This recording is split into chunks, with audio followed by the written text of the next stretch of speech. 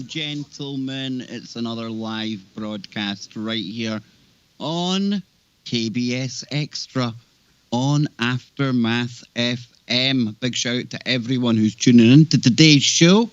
Hope you're all doing well. Hope you're all having a good weekend.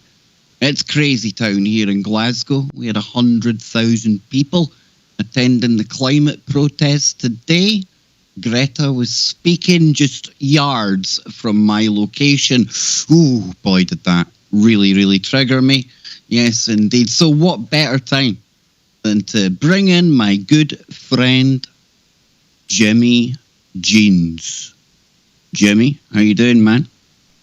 Hey, I'm doing fantastic. There seems to be something going on over there, though. I'm not real sure what it is, but hopefully it's going to fix out here in a second. But there was some weird replaying going on.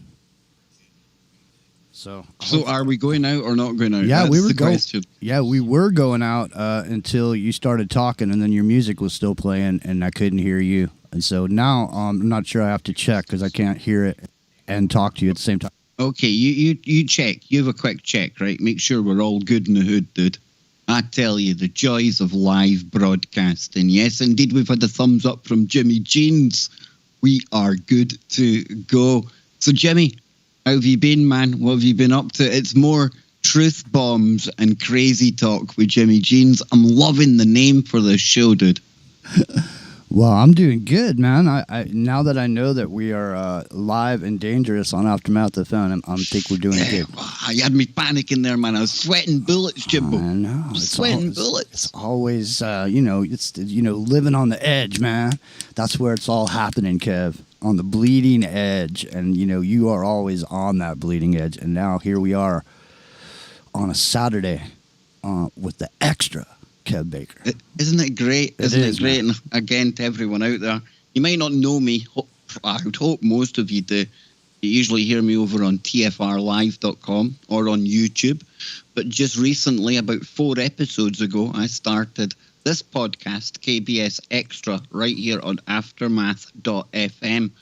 And Jimmy Jeans, very instrumental in helping all of that come together. And I look forward to it, dude. I do like it. People might think, well, it's just another day. It's another show. I don't know. I'm kind of, it's put a breath of fresh air into my sails, Jimbo. And I am enjoying the Saturday outings, especially when I've got you on board. And next week, before we go anywhere, I'm really looking forward to this. It's a conversation that is long overdue. But I am going to be joined by a gentleman called Stephen Cambion. He's the guy behind the Truth Seekers YouTube channel. And in my opinion, one of the better researchers and investigators into all the types of topics I really love to get into.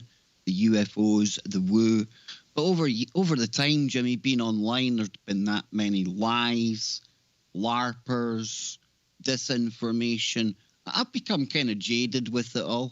And it's good to see that there are others out there that are doing the hard work, the investigation, boots on the ground, to prove some of these stories, whether they're real or whether they're bunk. So I'm really looking forward to speaking to him next week, man.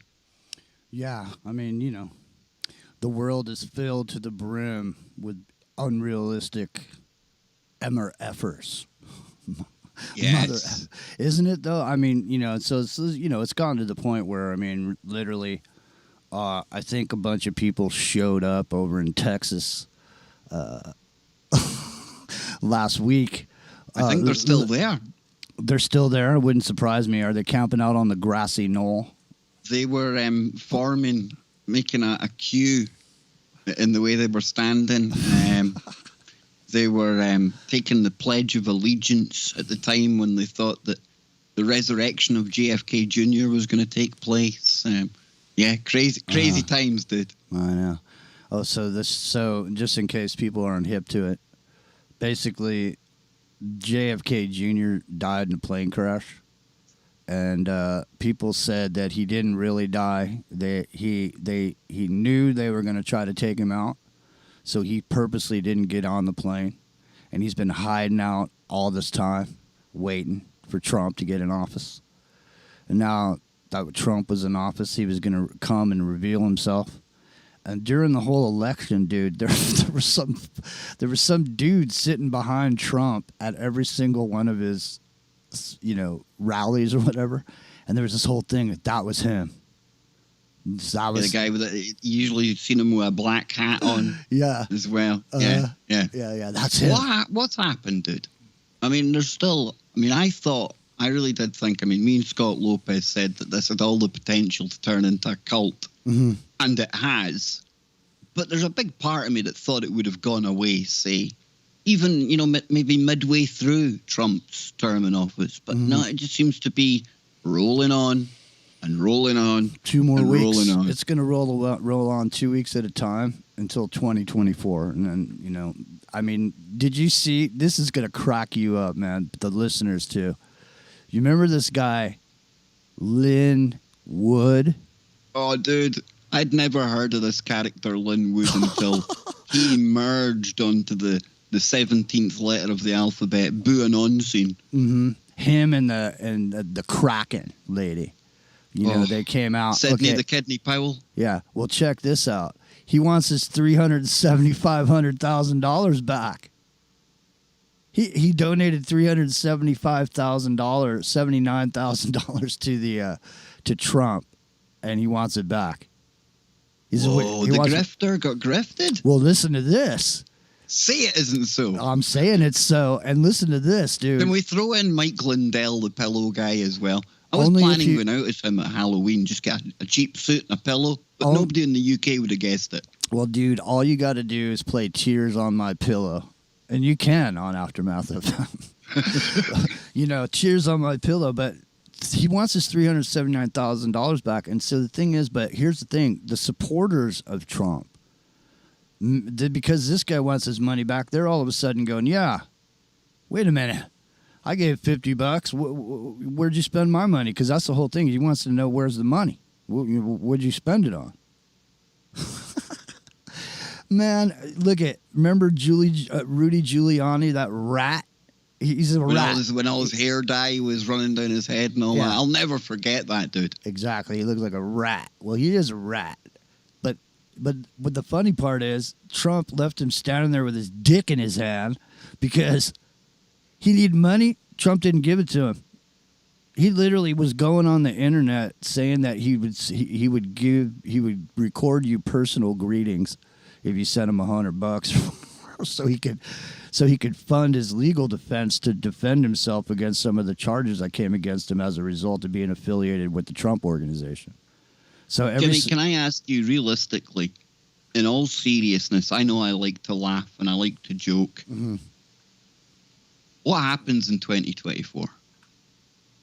Because I see the one side, the right side, who have become very, very skeptical when it comes to elections. And in my mind, all elections have a bit of rigging going on, so go figure. And then if you've got the other side, the liberals, right, who are behind Biden, mm-hmm. if they don't get in, they're going to scream it was all a fix, it's all a con. What happens this next election, dude? Because I don't see it ending very well at all, whoever gets the vote. Yeah, well, whatever happens, the people that get into power, they just ignore you for 4 years. And you scream and, nothing happens.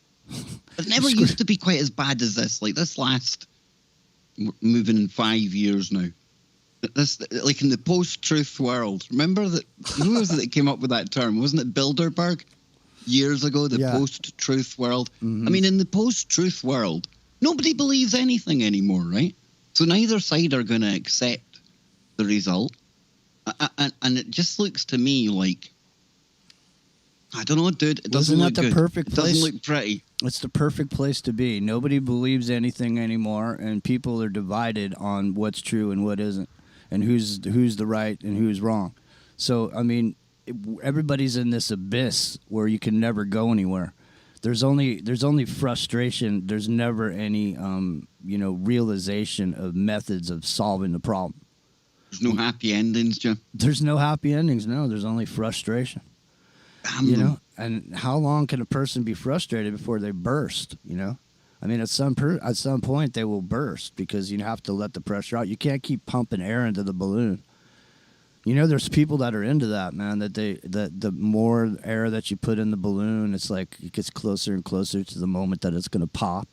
And when the balloon pops, they get some sort of sexual thrill from that. So there's this whole thing about... It doesn't surprise me, dude, because nowadays, like, people get off on the strangest of things, and not to be crass, ladies and gentlemen. I try and keep it semi-professional, but yeah, the world's gone mad, dude. Literally insane. I'm not saying I'm sane. I'm not saying you're sane. I think we've all gone mad. Well, I mean, you know, the inmates are running the asylum, bro.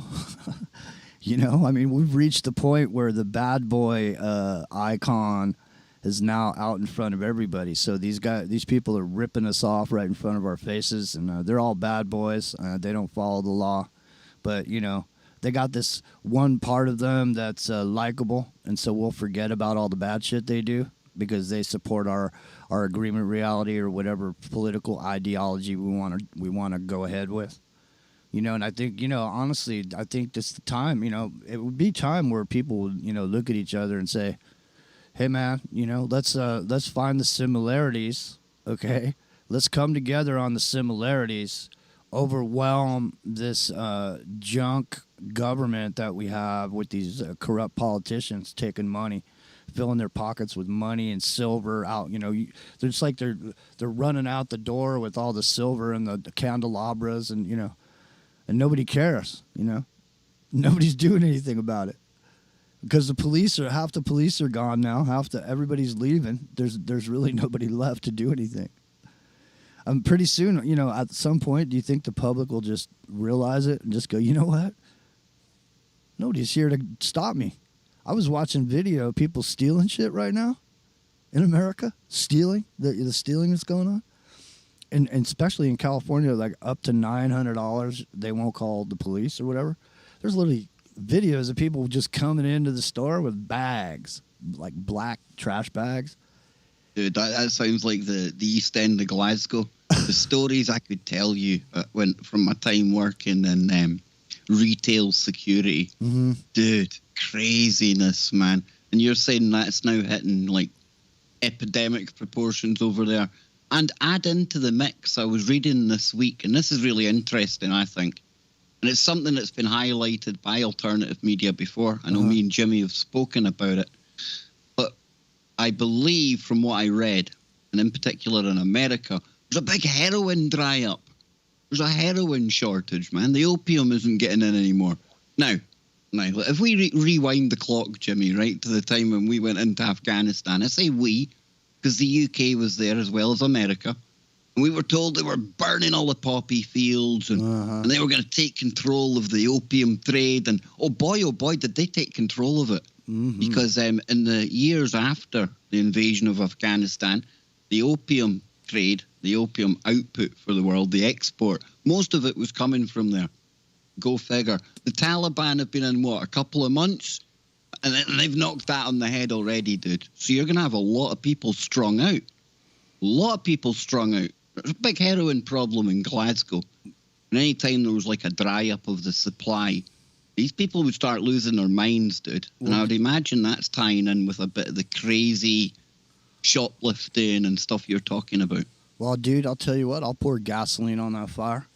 Oh, yeah, please do, man. I will. But so nitrous. So here's the Get thing. It going. Yeah, so let's take out our magnifying glass and take a look back. So we were told that realistically what was going on was the Taliban was stopping the flow of heroin. And when we went in there to get rid of them, we weren't getting rid of them because they were growing the heroin. We were getting rid of them because they were stopping it. Okay? So when they went back in there, they immediately let the fields grow. And they said, well, we have to let the indigenous peoples grow their indigenous crops now, don't we? Let it grow. You're not against indigenous peoples, are you?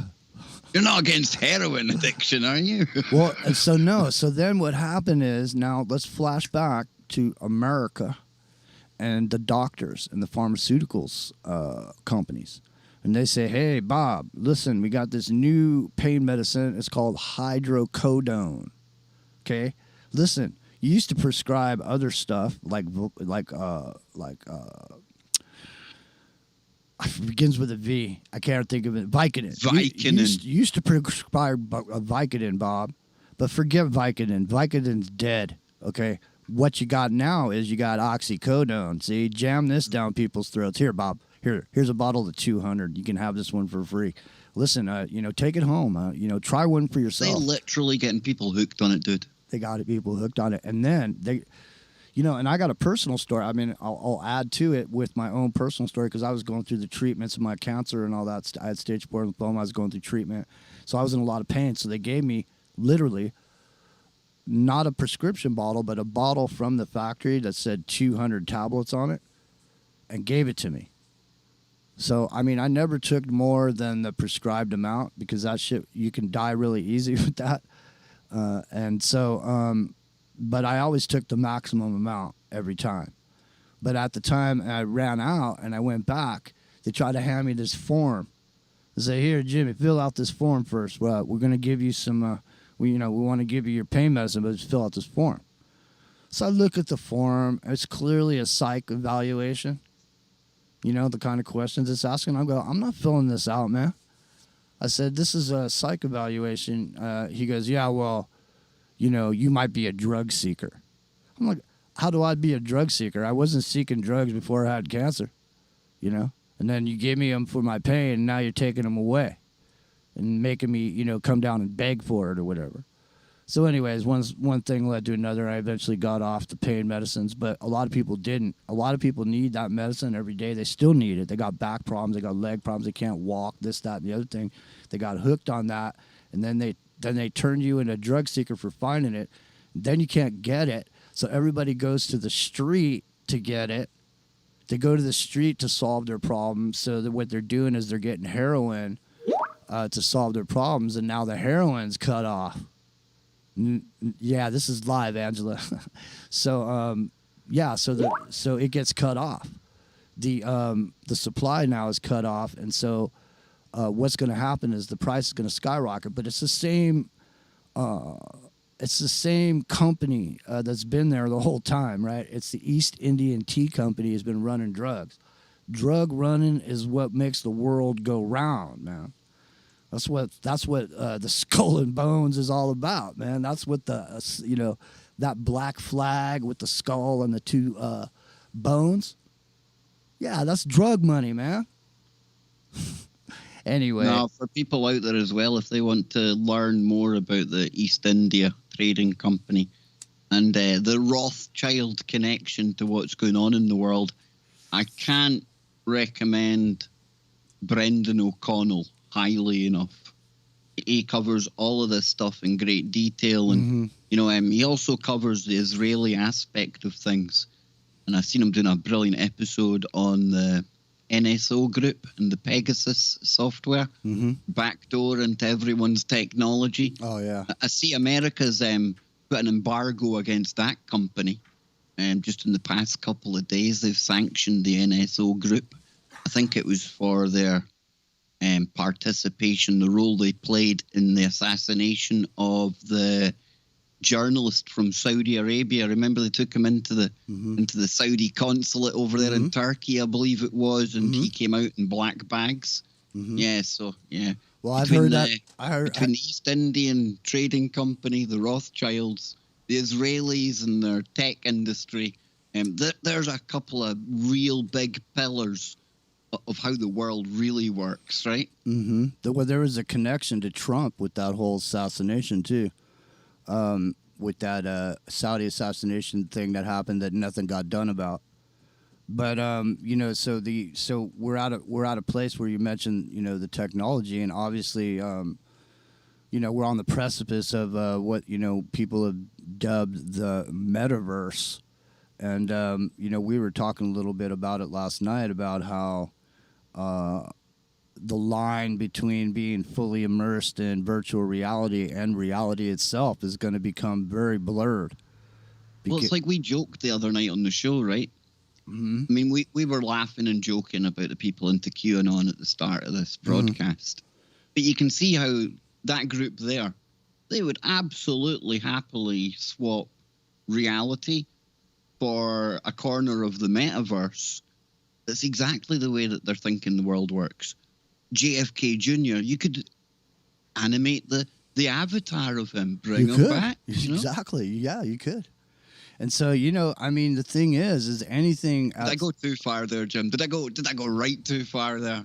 No, and the thing is how could you discern it from from the actual reality either? Because once it gets to a point where people think it's going to be like a cartoon, like an anime, but it may be anime like at somewhat in the beginning, but eventually once the development starts to happen and Moore's law starts to kick in on it, it's going to get more and more immersible. And we were talking about it last night.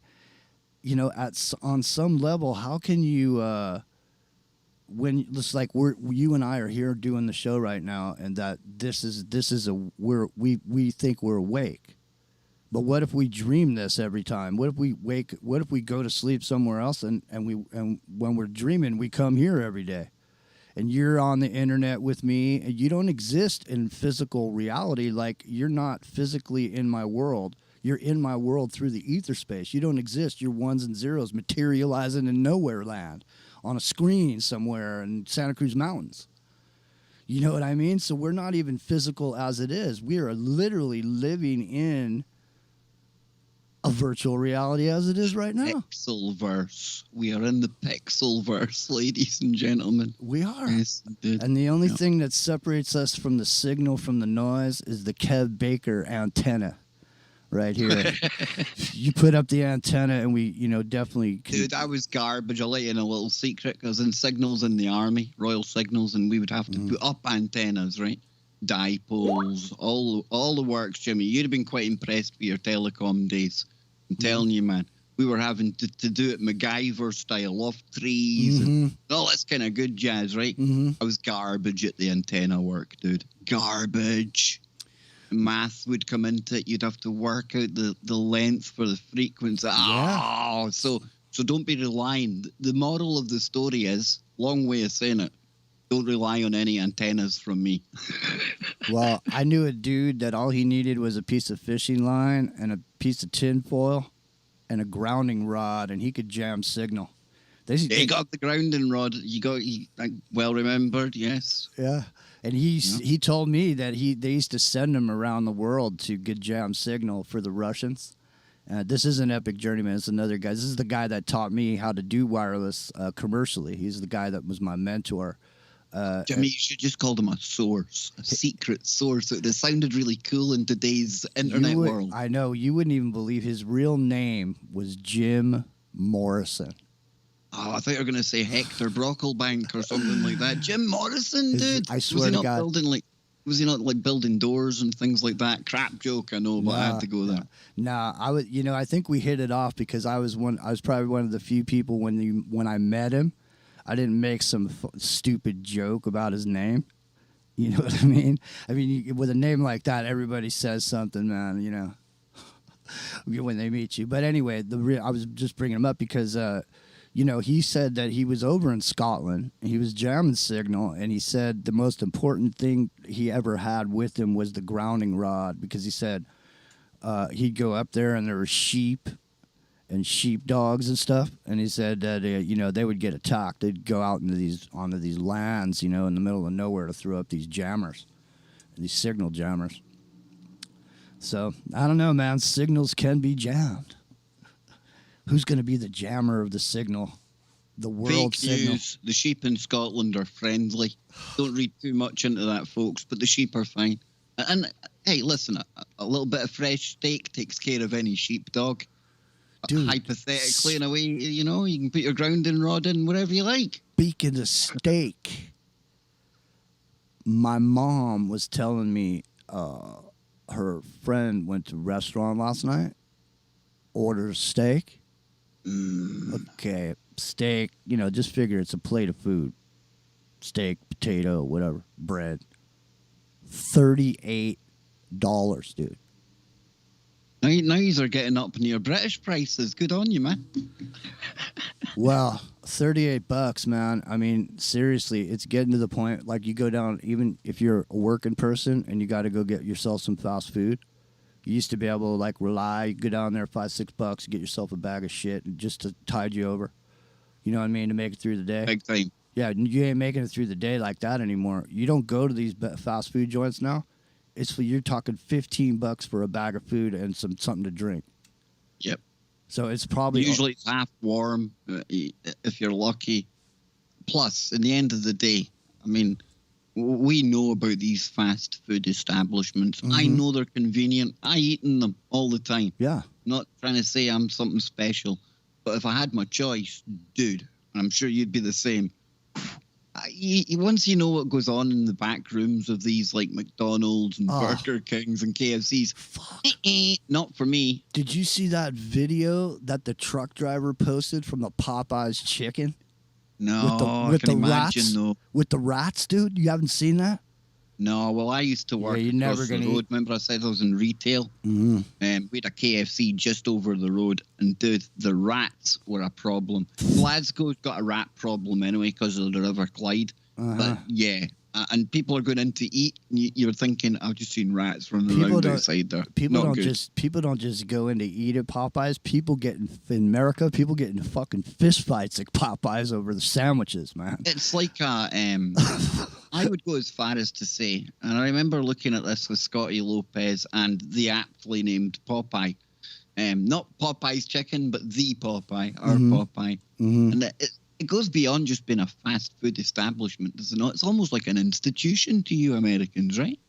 Well, to some Americans. You can't find them everywhere. No, I'm just going to sweep a broad brush, Jimmy. 350 million odd views. That's it. You're all tarnished, man. I'm joking. But I'll tell you, wherever there is a Popeye, you're going to have fans that are going to go there. I've eaten at Popeyes myself. So let me just say, I mean, they do have a recipe, So, I mean, sometimes you just got to close your eyes and hold your nose. I mean, I think that's the reason that America got in trouble in Vietnam is because the Vietnamese dude can eat some rat meat and some rice and survive in a hole.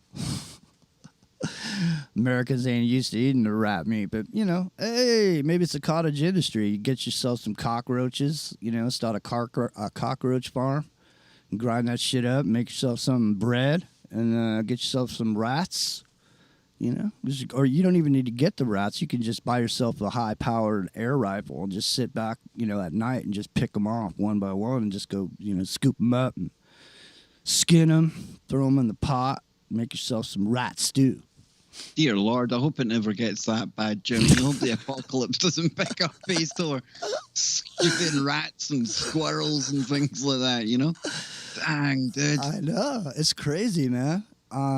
But, hey, you got to learn those basic skills you have to learn. I reckon though, I'll give you a choice. Would you like Kev's Rat a la carte or Impossible Burgers made out of insects and fake meat? Possible What would you rather, dude? What would you rather? Come on, man. I'm going for the rat myself. Splinter's getting it. Well, I mean, I'm sure you can toast a rat pretty good. Just throw some probably good tastes salt. Like chicken. If you didn't know where it was coming from, it probably tastes like chicken. Most things do. Well, I've heard that a lot of those things that they think you call it wings, like you go to this place and it's like, come on down for our wings or whatever. Boneless wings or whatever. Yeah, boneless wings. Okay. Because they're not wings. They're not wings, man. Those are not wings. How did we get here, man? How did we get here? It's Jimmy Jeans, ladies and gentlemen. You're listening to KBS Extra. And I think at that point, I think it's time for us to take our little 2-minute interlude, Jimmy. And Sounds I think to good. cancel out all the talk of eating rats. As long as I can be Isaac. I definitely think it's time to set sail. Set sail for the island, dude. I got it. As long as I get to be Isaac, I'm ready to set sail. Let's go. You ready? I am. We're setting sail. We're off, man. We'll be back in about 2 minutes, folks. Don't go anywhere. Rat stew. Love, exciting and new. Come aboard. We're expecting you. And they've got a fully functioning kitchen on the Love Boat. The larder's full. There's no Impossible Burgers. There's no rats. let it flow. It floats back to you. The love boat. Soon we'll be making another run. The love boat promises something for everyone. Set a course for adventure. Your mind on a new romance. Ba-da-ba-ba-ba-dow. Won't hurt anymore. It's an open smile. Ah, yes, ladies and gentlemen, it's the craziest hour of radio you get on Aftermath FM. I hope I deliver a crazy hour of infotainment with the guests I bring onto the show. Jimmy isn't a guest. He's like family, digital family, albeit ones and zero family, but family all the same. Don't forget, coming up next week, we're going to have the guy behind Truth Seekers on YouTube. His name is Stephen Cambion, and I can't wait to have a conversation with him about the state or the absolute mayhem of which ufology is. So we're going to be getting into some UFOs and woo next week. Yes, Jimmy, talking of not quite woo, but there was a disturbance in my force today. Usually I have a little 40 winks, in the afternoon before I gets in from work. Something rankled me today. I was like, something under my skin. And then I remembered old Greta Thunberg, young Greta Thunberg, was talking down at Glasgow Green, dude. 100,000 people out there trying to save the planet. Dang, braving the rain in Glasgow. Mm-hmm. Yes, indeed. What characters I seen, Jimmy? Absolute characters. It looked like a very, very, very woke protest. Lots of different coloured hair and very, very strange times, Jimmy. And I think there's still a week of climate shenanigan stuff going on. I'm not sure, to be honest with you. I'm trying to avoid it as much as I can, despite the constant helicopters overhead. It's been crazy here, dude. Crazy. And of course, what I'm talking about is we've had the climate conference here in Glasgow. We had Bill Gates in town. What do you make of this one, Jimmy? Maybe we should have make an alert. Some kind of Alex Jones style siren going off, because talking to Bill Gates, did you see his latest? Yes, I did. You did? Warning people about airports and potentially the next big biological attack. Hey, I mean, he's Bill Gates, right? He's the guy behind Microsoft. He knows these kind of things. Event 201. Should we be worried, Jimmy? Or can we look at it another way as well? Are some of the headlines that people like Bill Gates puts out, is he deliberately trying to gaslight people and make us lose our mind? Well, what's going on there, dude? Well, I don't know, man. I don't want to brag, but I have the same exact medical degree as Bill Gates does. So do I. I worked tirelessly to get it. But listen, but the problem is that he also said that countries should be investing in germ warfare protection, and that they should be running scenarios to protect themselves against future outbreaks, which I thought was a little bit. I mean, he was pitching billions. Countries should spend billions on this. So I'm sure him and Soros have already got a company put together that'll be happy to help you out with that. Listen, mentioning the protests over there, I wanted to bring something up that I noticed today that I thought was really it's poignant. It's a poignant discussion. Is this the amount of women in the UK? Is this where you're going to drop this in here? No. But this conversation has to do with if you looked at a group of people. If you saw a group, you'd be able to say 1 out of 3 of those people has got some stuff that they think that you should know about. So listen to this. The media made it cool. That's the name of this article. So now a whopping 30% of millennials identify as LGBTQ. A study about the growing influence of millennials have revealed a majority of them has a positive opinion about Jesus Christ. However, they apparently don't understand or haven't read what the Bible has to say about sexuality, because a whopping 30% of that entire generation now identifies as LGBTQ.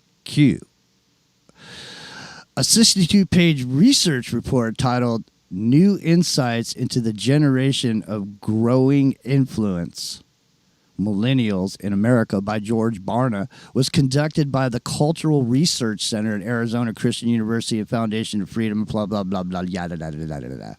So let's just look at that. Let's look microcosmically. So let's just say if there was 3 millennials in a group, one of those persons would be identifying as LGBTQ. So that's pretty an interesting revelation, wouldn't you say?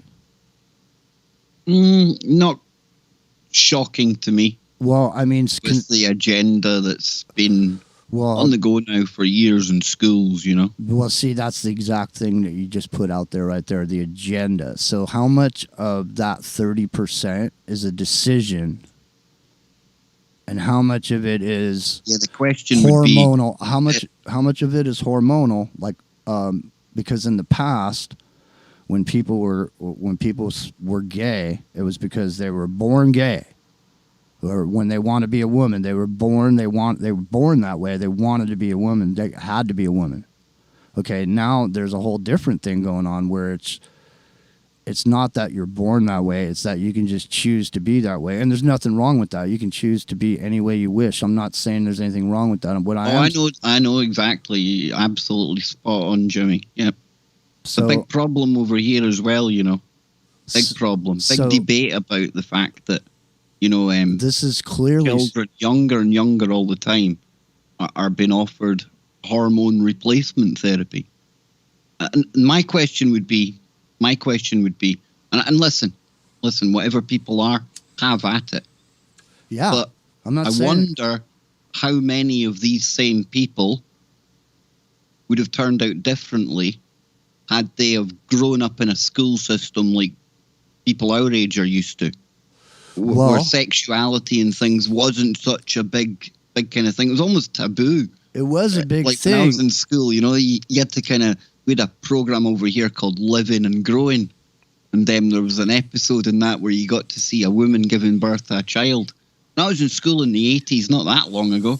But I remember, you know, they actually sent a letter home asking, like, mums and dads, is it okay if we show this to the child? And now fast forward to 2021 in Scotland, and they're wanting to sit children as young as 4 years old down without the parents around and telling them, you know, it's okay. It's okay if you don't want to play with your Action Man or your G.I. Joe and you'd rather play with the girls' toys. In fact, we don't even need to tell your parents.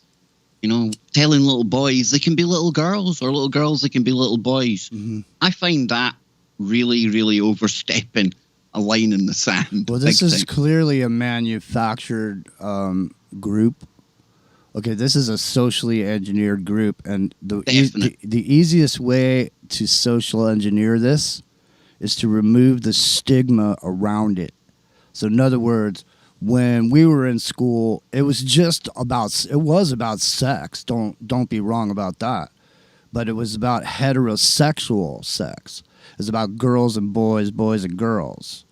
But what's different about this is that this is a whole new thing. So now, and I'm just putting this out there. And like I say, I'm not in judgment, but I'm just saying if 1 in 3 people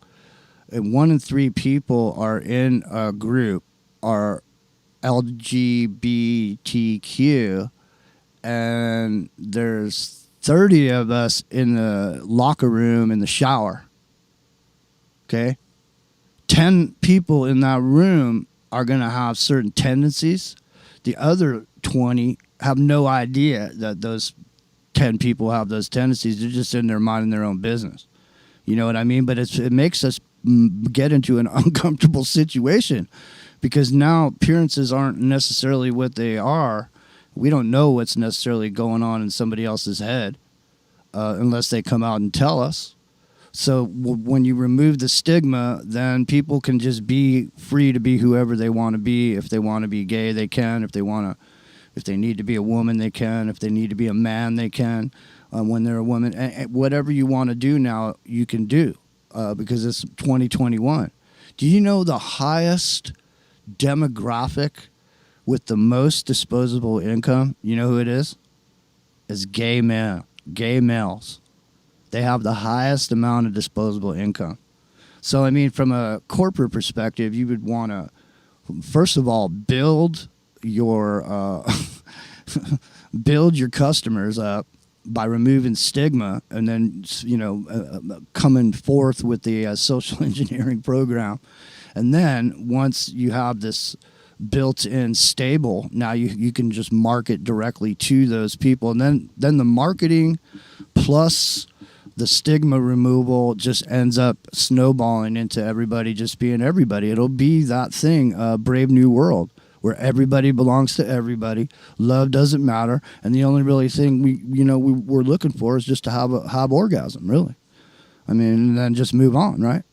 But at the same time, something had to change, and I get what you're saying.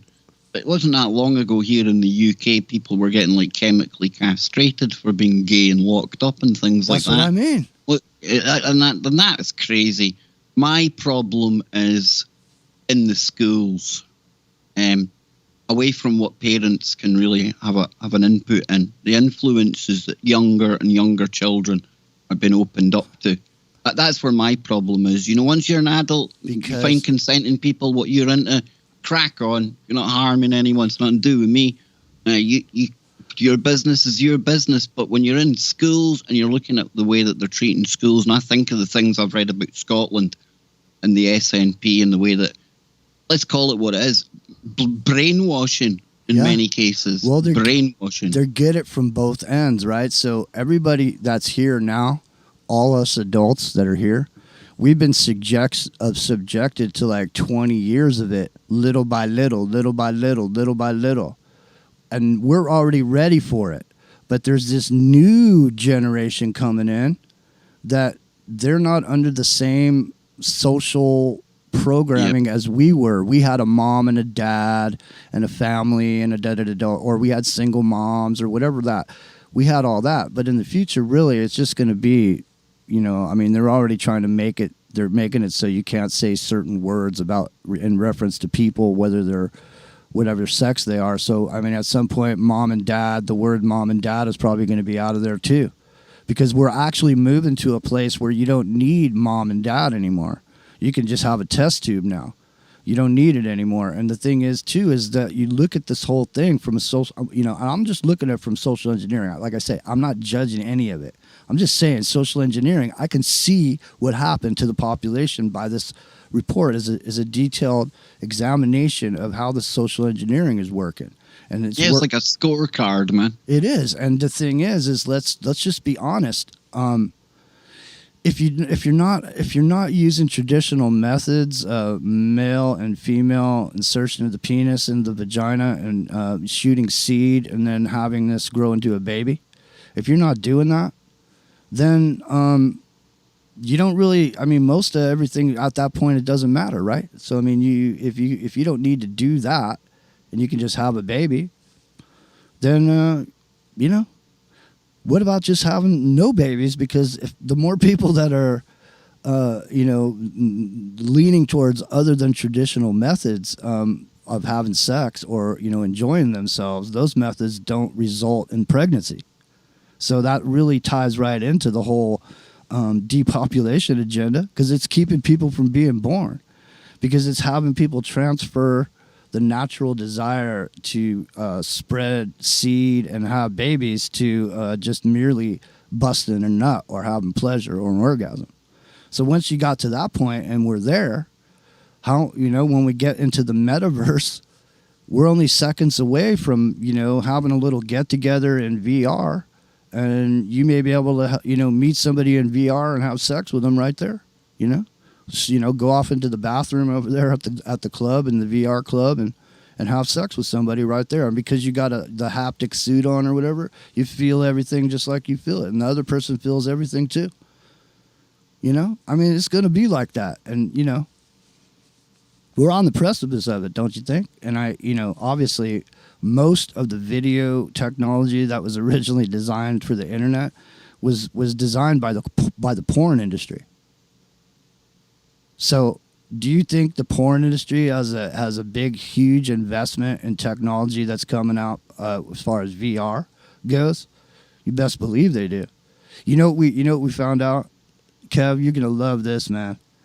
Did you know that in the metaverse, dude, they're gonna have invisible cops that will, if you're in a group situation in the metaverse, like you're in a conversation and there's a bunch of people in the room or whatever, you can secretly snitch to the metaverse, and then they'll send secret men in black that hide in invisible corners, man, and listen to what you're saying. And there's going to be a censoring system in there, just like there is on the regular Facebook. There's going to be a whole group of people that are going to be sitting in the background there keeping stuff from getting out. Because, there's going to be a lot of heinous shit going on in the metaverse, man. Be no joke about that. Don't you think, bro? Well, I'd never thought for 1 second that it would be a free-for-all anyway. All the same censorship, all the same rules that are constraining us right now. That, for me, was going to be a given. How it plays out. The men in black, the invisible men in black, all good. We'll see how that looks in reality. Or virtual reality, should we say. Yeah, or hyper virtual reality. Yeah. We need to get you a woman before then, man, or we're going to lose you. We're going to lose you to one of these virtual clubs, dude. You're going to find one that you like, and you're never going to come out of there again, man. I'm getting some of them goggles. I'm getting them. No, Epic. I'm telling you, Epic's got like 9 sets of those things. He's going to send some to me and some to Rio. We're Want actually to discover the French culture? See what's up with it. But yeah, I think you're right. Obviously. You think I'm right? You're not going to come out of one of those clubs? I'm only joking. No, I wouldn't come out. No, and I don't think most people would. I'm just being honest. If it gets good enough, why would you come out? I'm just saying. Anything that I've ever been really interested in. Well, it's like you said earlier on, Jim, right? It's like we were talking off there. If you were to have a physical woman, right, in your life, you wouldn't be spending as much time online. So I would imagine people who opt for the physical partner in the real world probably won't spend the rest of their lives in some virtual sex club. Well, most people. I would hope. I'd like to think. Well, I think most people, especially now, you have a lot of people that are alone by themselves. That they can't ever go anywhere out of their house. So video interaction between people is really a lot of what people are doing, and most people are by themselves. You know what I'm saying? So the thing is that, we were talking about sex and virtual reality. I'm sure is going to have that aspect to it. I'm just saying, anything you can imagine will be possible in the metaverse. And I'm just saying, what I'm saying is, what if I had a nightclub that I set up in the metaverse, okay? And I sent out an invitation to you, Kev. You could be there. And I sent out invitations to all these people, and they show up, and they're in the metaverse. They're in my nightclub that night. Their avatars are there. So you're there in my nightclub, and you're there in a POV format for you, but there's also widescreen formats. You can see the whole room. People are walking up and talking to each other. You're having a one-on-one conversation with somebody that you never met, but now they're fully materialized for you in this nightclub scenario because they got an invite and they also have a headset. So the possibilities. It's not my thing. And I think for people who are into it, because you've got that like Second Life game reality that's been around for a while. Uh-huh. We had Spooky Andy on with the virtual reality on, and there was a bunch of other cats. Yeah. People kicking about inside this like virtual bar. Yeah. All very cool, but for me, and again, people only know what they're going to do themselves.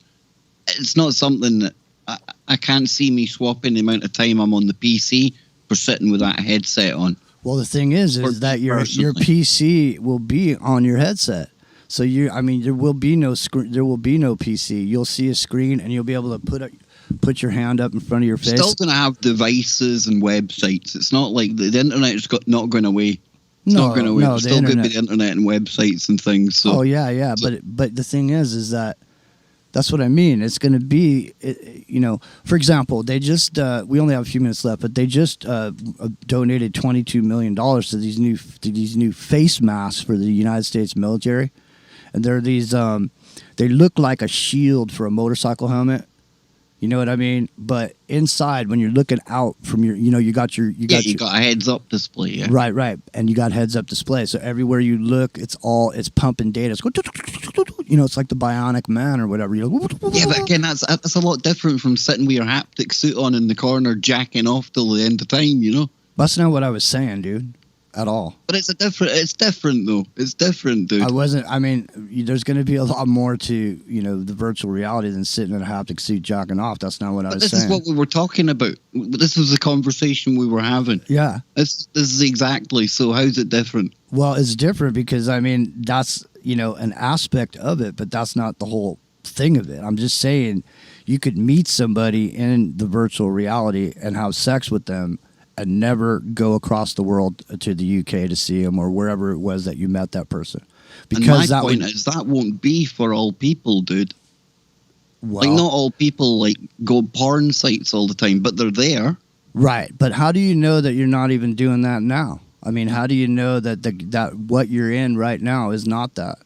How do you know that when you met somebody down at the bar and you went home with them and had sex with them, how do you know it's not a video game right now? Because if we know that there's a metaverse over there and we can see it, how do we look around ourselves and realize that we're not in a metaverse already? How do we know? How do we know we're not dreaming this right now? There's no way to know. I don't know where to go after that, Jimmy. I don't know where we're going at all, man. I don't know where we're going. There's no way. I'm just saying there's no way to know. There's no way for me to know that my physical surroundings right now aren't real. It's reality, dude. How do you know, though? This is an endless loop. This is like, how do you know? You can't know. That's what I mean. Is it a dream? Is it a simulation? Right. It's as real as it is, dude. Well, it's not hooking up with somebody with a set of goggles on over virtual reality.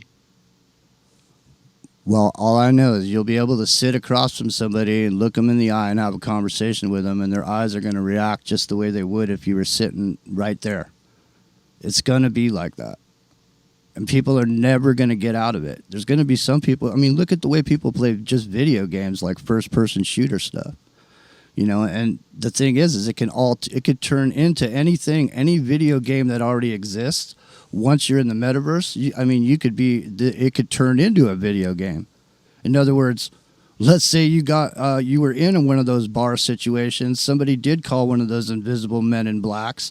They came there, they found you, and they arrested you and threw you into the jail in the metaverse. And now you're in some other video game inside the metaverse where you're in prison. Same thing happens in real life. Yes, indeedy. What's coming up next, Jimmy? What's the next show on? Well, tomorrow we do a music show, Rock and Rio and I, on Sunday mornings called Wake and Bake.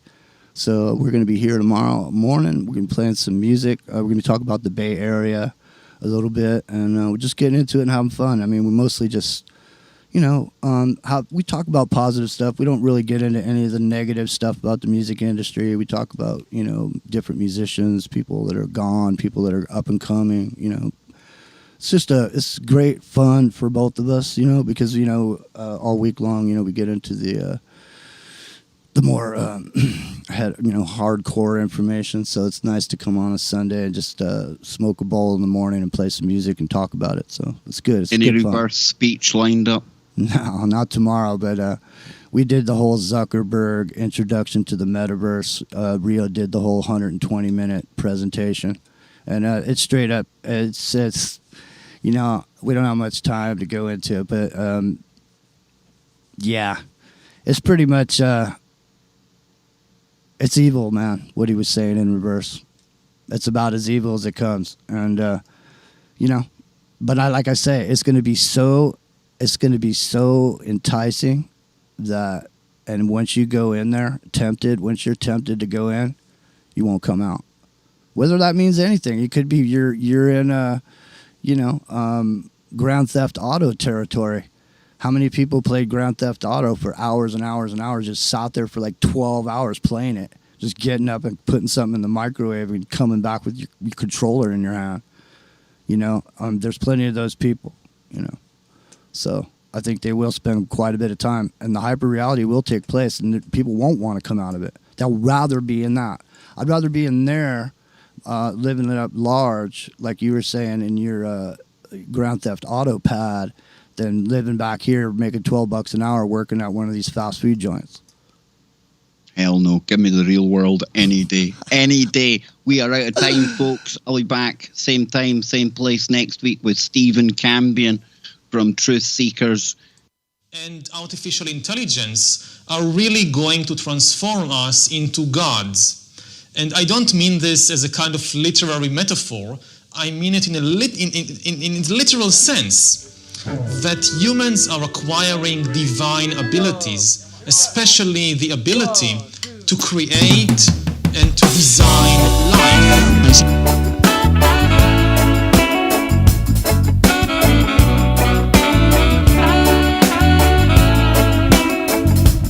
I just wanna go somewhere to rest my head. Maybe somewhere, no problems there. You spend a lot of time wondering why. Well, if you just take a deep look into my eyes, separate your heart from your mind. The only way to deal with this stress in these times.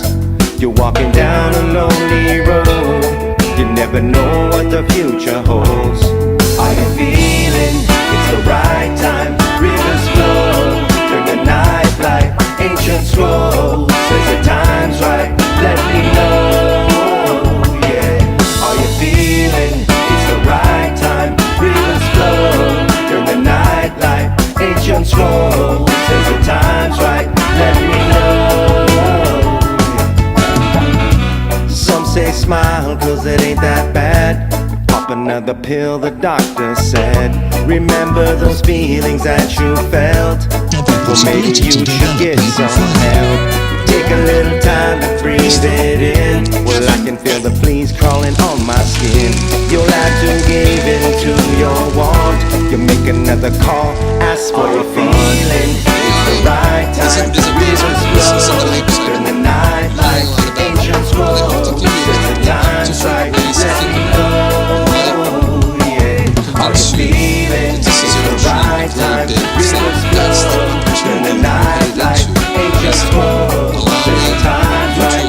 Let me know, yeah. Caught a feeling of a place we can go, find a way to lead, and we can follow. Each one, ready, let's go. We can find somewhere I know. 'Cause after all that we've been through, striving to survive, it's all you can do. And in the end, what's done is done. Try to work it out, 'cause we gotta move on. You feel it, it's the right time. We just flow, in the night light. Ancient scrolls, says the time's right. Let me know, the 60s in California. yeah. That's why Are the you foundation was feeling laid for the later success of Silicon Valley. People like Steve Jobs found their inspiration partly in Kelly's Whole Earth catalogue, also known as the Bible of the techno-optimists.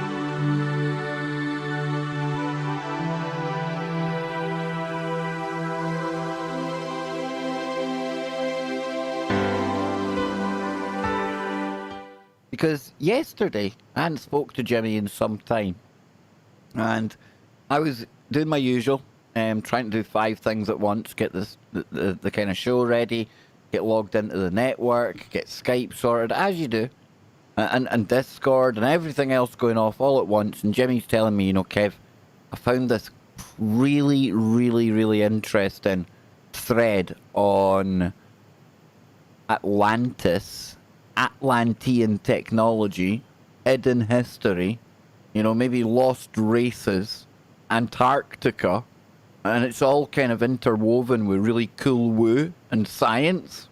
Now, at the time, I knew, I was far too busy to really dive into this at any great length with Jimmy. But it was always in the back burner. It was in the head up here. So today, when John contacted me and I found out we couldn't do tonight's show, I thought, well, there you go. Voila. Voila. Tonight we can talk about this piece of information that Jimmy's come across. Because I don't know, when it comes to Atlantis, Antarctica, all of these types of topics, there's definitely a lot to get into. So, Jimmy, let me come to you, man. Tell people how you came across this, and then we can start wherever you want. We've got a full 2 hours here, dude. We can dive right in. But where did you find it, and who are we kind of getting into here? All right. Well, so I'll give you a little bit of background. So, a lot of times what I do on my lunch break or when I'm sitting down eating lunch is I go on these boards and I scroll through pages and pages of posts. And I do it just mostly to read the titles of the posts, to see how insane people are. It's basically a way to take the temperature and to sort of see what the real trends are, what storylines are taking off in the LARP. It's a good place to go because you can see the storylines develop from the very first moment or inception. And you can see those things develop and reverberate out through the alternative media. So even though, most of what you see there isn't even worth your time of the day, occasionally you'll see something and it'll be a seductive enough character, Kev, to get you to click on it. I mean, there's something that you're just going to be there that you just cannot resist. And I mean, I would say without a doubt, this would be a really good place to data scrape and find individuals, you know what I mean? So let me just say, by clicking on stuff on any of these websites and then clicking on links that are provided to you inside the threads, I would highly recommend that you think twice before you click on anything, because a lot of these links that are set up in here, they're set up specifically to entrap you into a Trojan horse type situation when you click on it. So typically I don't click on links in here too much. So this thread caught my eye. So because it's something that's interesting just simply because there's this continent that disappeared and there's so much lore about it, right?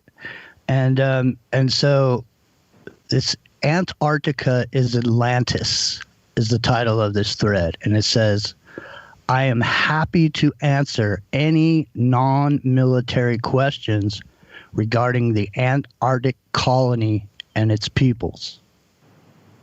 So I mean, that was a seductive enough character. That's a pretty good opening. I mean, that's a pretty. It would have had me gripped at that point as well, Jimmy. Yes.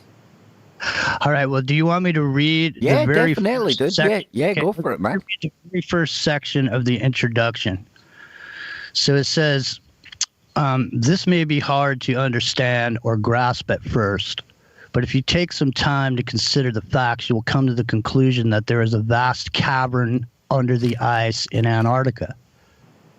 In the 1930s, members of what would become the National Socialist Party were on a quest to find more information regarding what they believed was an advanced civilization that existed before our current recorded history. My great-grandmother was a member of a society of gifted females who used mental, then later technological means to communicate with humans that claimed to have colonized the Aldebaran star system. I think it's the same one. Okay, right. Let's pause there, right? Because first of all, we've got the vast cavern. Now, I remember Richard Allen Miller coming onto the show, and he talked about his time when he was basically, I like to call it like he was working on the X-Files team. Actually isn't too far from the truth when you think about it, because he was like working on the science for the kind of military-industrial complex. He was kicking about with people like Timothy Leary and people like this, and really quite connected. And when he talked about his time down there, he told me about the submarine bases, or at least the multiple berth base submarine that's on Antarctica. And he also, at the time, one of the first times we spoke to him, he talked about how he was showing this absolutely vast chasm-like hole. And at the time, we're going back to maybe a good few decades now, maybe 50s, 60s. I don't want to put a kind of, probably more 60s, 70s. I'll get Jimmy to touch on that in a moment. But not quite the technology that we have today, obviously. Now, you fast forward to what was happening a few years ago when we had Buzz Aldrin, John Kerry, at the height of campaigning during an election campaign. We had the head of the Russian Orthodox Church going down to Antarctica. And that's just some of the people that we know about. And they were quite public about that. And there's a whole lot of rumours about other people. And I'm sure some of them did go, maybe some didn't. But what was the attraction? Well, one of the subsequent shows I done with Doc Miller, as we call him, Miller Time, great character. He speculated, and he was very, very emphatic about the fact he didn't know for sure, but he thought maybe they found a way to get down that hole. Perhaps they've recovered what's in there. Something along those lines. And when he was talking about Antarctica and when he was down there, he talked about that bad guys from World War II submarine base. And it's interesting, Jimmy, because whoever wrote this, they talk about their grandmother being a member of a society of gifted females. And when you look into the Nazi story, they were getting a lot of their information, especially the occulted wackadoodle stuff, from a bunch of chicks who were in communication with off-world entities. And I think some called them the Vril. But they were the Thule or Thule Society. Yeah. It sounds like this guy, whoever it is, his grandmother, was connected, right? Yeah, that's what it's sounding like. It's his great grandmother. I know far too much speculation about Antarctica. It's scary. This is going to be a good show, Jimmy. It is. Yeah, I think so too. Because I honestly, I've thought about this over the years, many times. I've thought about, this specifically, like what's under that ice, that kind of thing. And actually there's a chunk later on here that describes some of what they were doing, what they did. And, and the thing that seduced me originally too is, I'm a firm believer that what we see as far as the ships and all that stuff is inner Earth. And I mean, that's always what I've thought. I've never thought they were coming from far, far away. And so a lot of what he talks about, or he doesn't even say it's a he or she, the name on the thread is from the person's from New Zealand, and it's Antarctican. Well, Jimmy, what we'll do is, right, because there's a lot of stuff to get into here, but we'll kind of break it up. We'll do like a segment each, so I'll hand it back to you. And we'll get the rest of this story about the grandmother, the society, and I think you were just about to take it from there, just after there. Yeah, and so this is basically the opening thing where this person posted this and said they would answer questions. So they posted this, and then a bunch of people answered questions, and then the person comes back and answers a bunch of the questions. So we can slip, after we get done with this, we can slip over to the other section. So here we go. So these humans stated that they were. You want me to? Let me back up. So his grandmother was a member of the Society of Gifted Females who used mental and then later technological means to communicate with humans. That sounds like a these really. peo- That sounds like some kind of feminist activist group, doesn't it? Like some woke group. The group of what do they call them there? The Society of Gifted Females. the feminists. Yeah, it'd be a good name for one of these woke groups over on Twitter, though, wouldn't it? Oh, there you go. There you go. See. Well, okay, so these humans stated that they were originally from Earth, and they were directed to lead Earth out of its current dark age and back into an age of prosperity and abundance. They stated we used to be a great civilization but had fallen. The ETs directed this society in many technological principles, mainly the extraction of free energy from space-time using torsion generators and negative space. See that sentence right there? When I was reading this, that was the sentence right there that made me want to keep reading it beyond, thinking this is just, some, threat or whatever. So I'm going to read that again. The ETs directed the society in many technological principles, mainly the extraction of free energy from space-time using torsion generators and negative space. They also directed the contactees to go to Antarctica, and that was where the proof of our civilization lies. So Antarctica is Atlantis. Many expeditions were sent to Antarctica, National Socialists. It was discovered that underneath kilometers of ice, volcanic activity had carved an immense cavern, some kilometers high and the size of entire small nations. Many artifacts were discovered, and many abandoned pieces of technology were found and reverse engineered. A colony was then established, and a colony to which the great-grandparents who were Hanubu scientists for the SS at this point were sent. So some sort of Hanubu scientists for the SS, for the Nazis, were sent. My grandparents I think and my mother. Hannibal, I think that was their flying discs, allegedly. Okay. Yeah. All right, there you go. My grandparents and my mother were raised in this colony, which is now a nation of several 100,000 people. My mother was a civilian Antarctican and had been allowed to travel to the surface world in order to see the flaws/benefits of the surface system and to choose whether she would rather stay or go back. It is almost opposite of Amish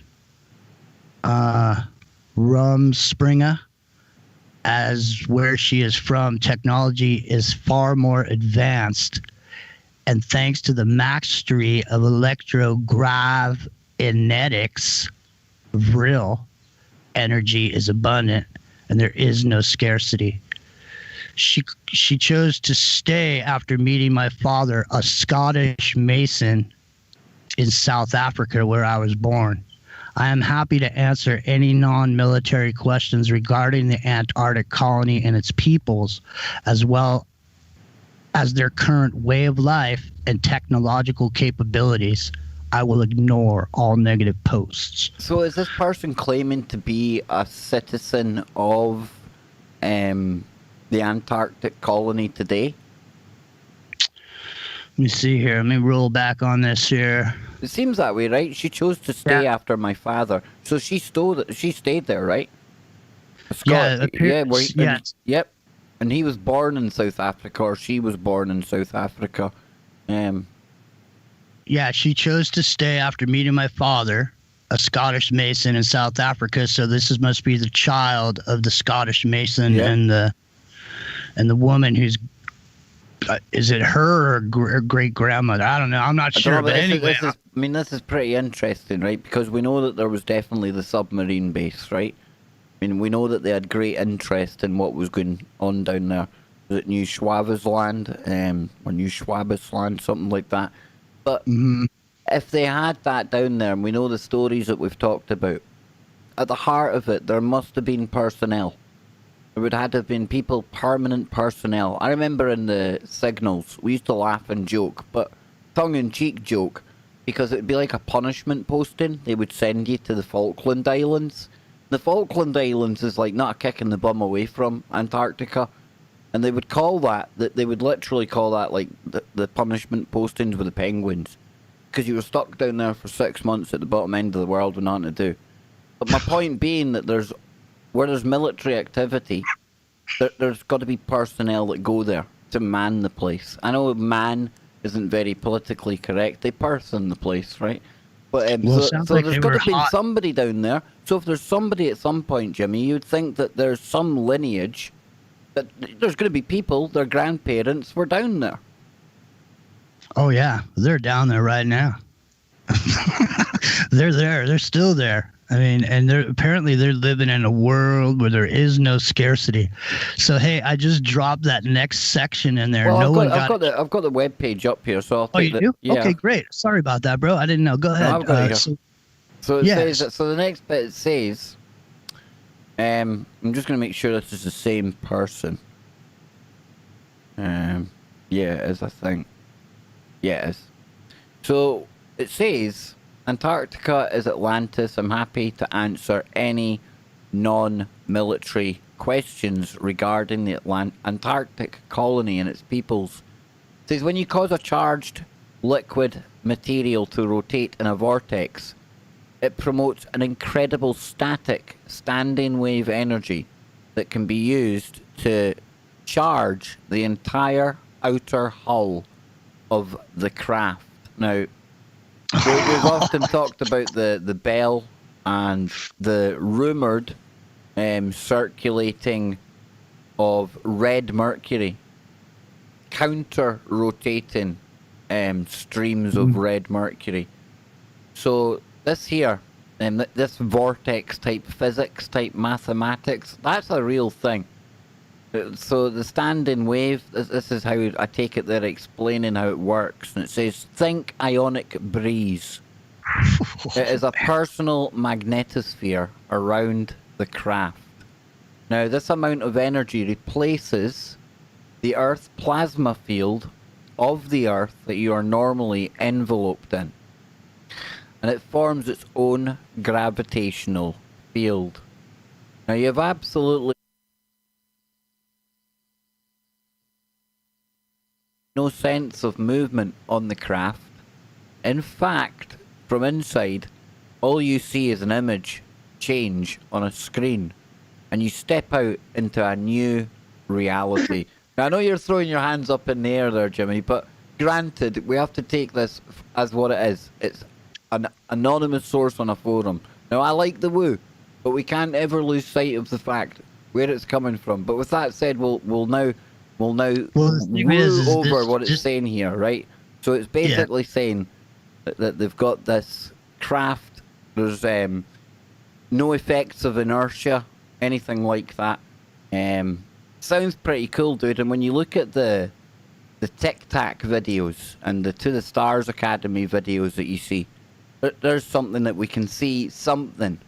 Now, those type of crafts are displaying the kind of stuff that this is talking about there. I'm not saying it's one and the same, but I'm saying that there's definitely physical evidence that we can look at with our eyes that seems to match up with what this is talking about. Wouldn't you agree? Yeah, and you know, Jimmy thought I was going to rip it apart and absolutely debunk this, but I'm going to go with it, dude. It's Wednesday on KBS. What I'm saying. Yeah. See, the thing is, the thing about it is, it's no different than any other storyline. It's no different than any other thing that's written in a book. You know what I mean? It's just. Well, I'd argue with that, because at least in a book, you can have references and cliff notes and like. Where it starts talking here about like what it does, like the Earth plasma field. In books, a reputable book would have a kind of source and maybe a scientific paper. So again. Well, here's the thing. This is why I get excited, because while I was putting my hands up, because I mean, to me, that explanation right there makes pretty damn good sense. I mean, it makes sense with what I think as well as what I think about the Earth and the magnetosphere, and it aligns with a lot of other things that I just think personally based on other stuff. And as you get further down onto this, I'm just gonna wait until you're done, because there's some other stuff there's some other stuff in here that's really, really kind of neat, man. So I dig it from the principle standpoint, man. It doesn't have to be real, but it very well could be. Jimmy's all in. He's all in. I'm gonna catch up one here. It says only from the outside are the actual movements of the craft through space-time apparent. The craft is turned into a plasma itself, which is then magnetically confined by the magnetosphere. Pretty cool. The charge of the vortex implosion engine can be vibrated at any frequency, and magnetic confinement can be used at the nanometer scale. All colors are simply a frequency. For instance, when we vibrate the craft at 630 nanometers, this activates the corresponding cones in the human eye that are interpreted as red. Now, if we vibrate the craft in an electromagnetic 960 nanometers, this is below what the human eye can see, and it's invisible. We'll be right back.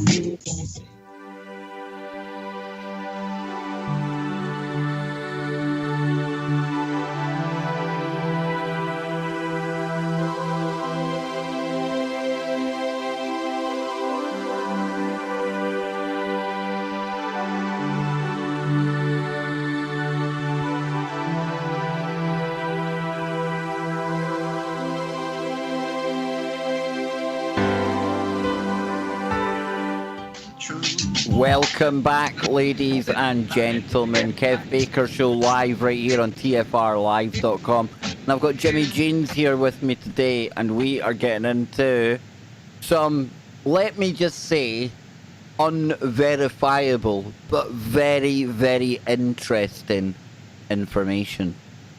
Now, Jimmy came across this on Godlike Productions, and you know me, folks, in recent years I have been very outspoken about any information that comes from unknown, unnamed 17th letter of the alphabet sources, right?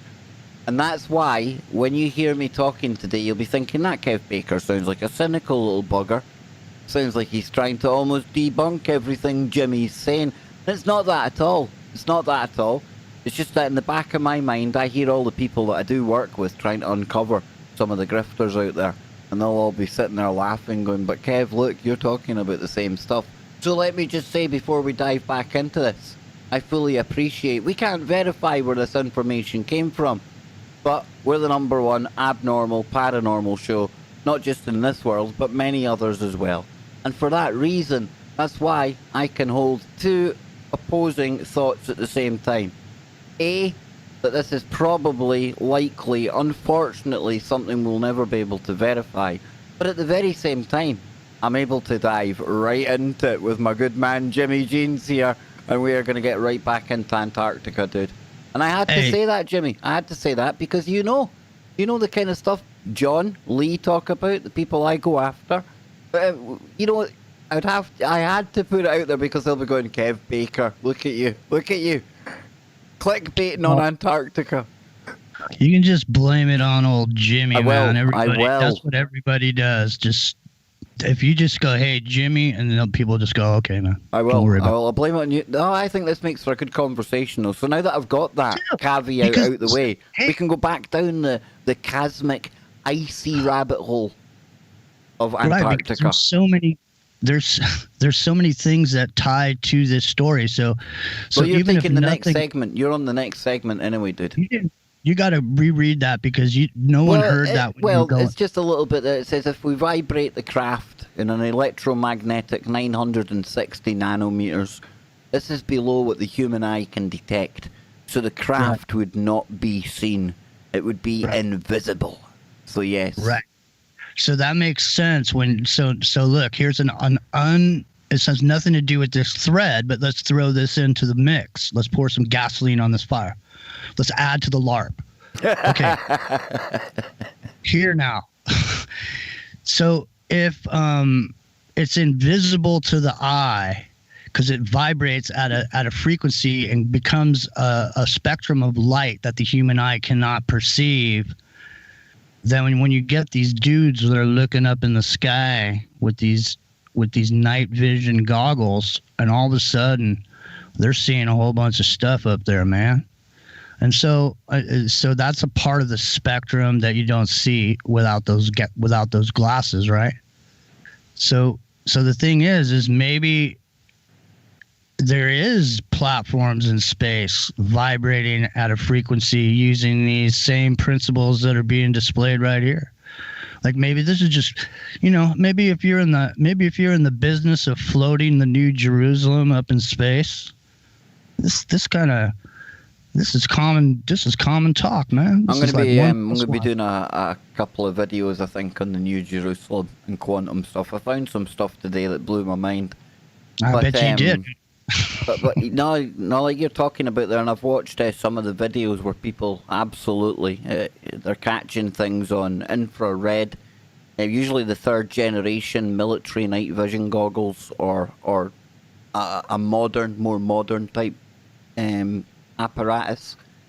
I've also seen some videos where, like Jimmy said there, sounds bizarre, but they're almost like, for lack of a better term, space platforms. The kind of thing that you would come across in games, computer games like No Man's Sky. Kind of things you would see in Star Wars. And they ain't even all that far out from the planet. I know it's hard to tell when you're looking through night vision goggles and it's just a little bit in the sky, but they're not out past Mars. They're closer to here than anywhere else. So what are they? And why is it you can't see them with the naked eye? So, no, absolutely, I'm with you, Jimmy. And you got to, or at least I always remind people of Gary McKinnon, fellow Scotsman. And he was going to be potentially looking at 80 years, in the region of 80 years hard time in America for doing what? For not even breaking into the computer system. Because he was trying to look for evidence of UFOs like anyone back when the internet was just starting out, dial-up modem. Well, the dreams of being hackers and getting into the Bernays sauce, the super secret stuff. Well, he had the wherewithal to actually get connected to a terminal at NASA. And he got in, and I say he didn't even have to hack it because the password was, remember in the days when it was just password? Hardly hacking when you do that. And he talked of terrestrial and non-terrestrial officers. Now, he wasn't talking about Martians or Venusians. He was talking about military personnel that were not based terrestrially. They were non-terrestrial. They were off-world. So if it was just crap that he was making up, why would the American government have gone to all the lengths of trying to extradite him? It was like a last-minute kind of plea deal that got him off with it all. A guy with Asperger's. He's never gone on to sell like a whole raft of books. He's never made up new stories to add to the original thing that he came out with. No LARPing from him. In fact, he just disappeared. Didn't say anything much more about it. Probably done a deal in reality. But there's something that they don't want people finding out about. And Jimmy, who knows? This is the thing. Sometimes I could be too cynical. And I could be throwing information out and it's hidden right there in plain sight. And because I've become so cynical, man, I'm missing the super secret Bernays sauce. So, let's get back into it, man. Yeah, could be. But I mean, the thing is that this is exactly how something could happen. If somebody knew something and they were going to release something, they're not going to come out and go, hey, I'm a big whistleblower, or read my book or see my video, click on my YouTube. Because if you're really revealing something, man, and you just, for whatever reason inside of you just feel the need, man, I'm just gonna go on one of these threads and tell people what's really going on. You know what I mean? That could happen anytime. I mean, but that's like going to Hollywood and waiting for a phone call, that's gonna come for you to be in a movie or something. You know what I mean? So that's not really real, but who knows? This has got my attention, and it did the other day. Let's get on to the next bit, man. Let's do it. Right. Let's get on to the next segment. The next thing he goes into, and I don't know why he jumped into this immediately after this invisible vibrating electromagnetic. Because he can. Because he's a genius savant from the inner earth.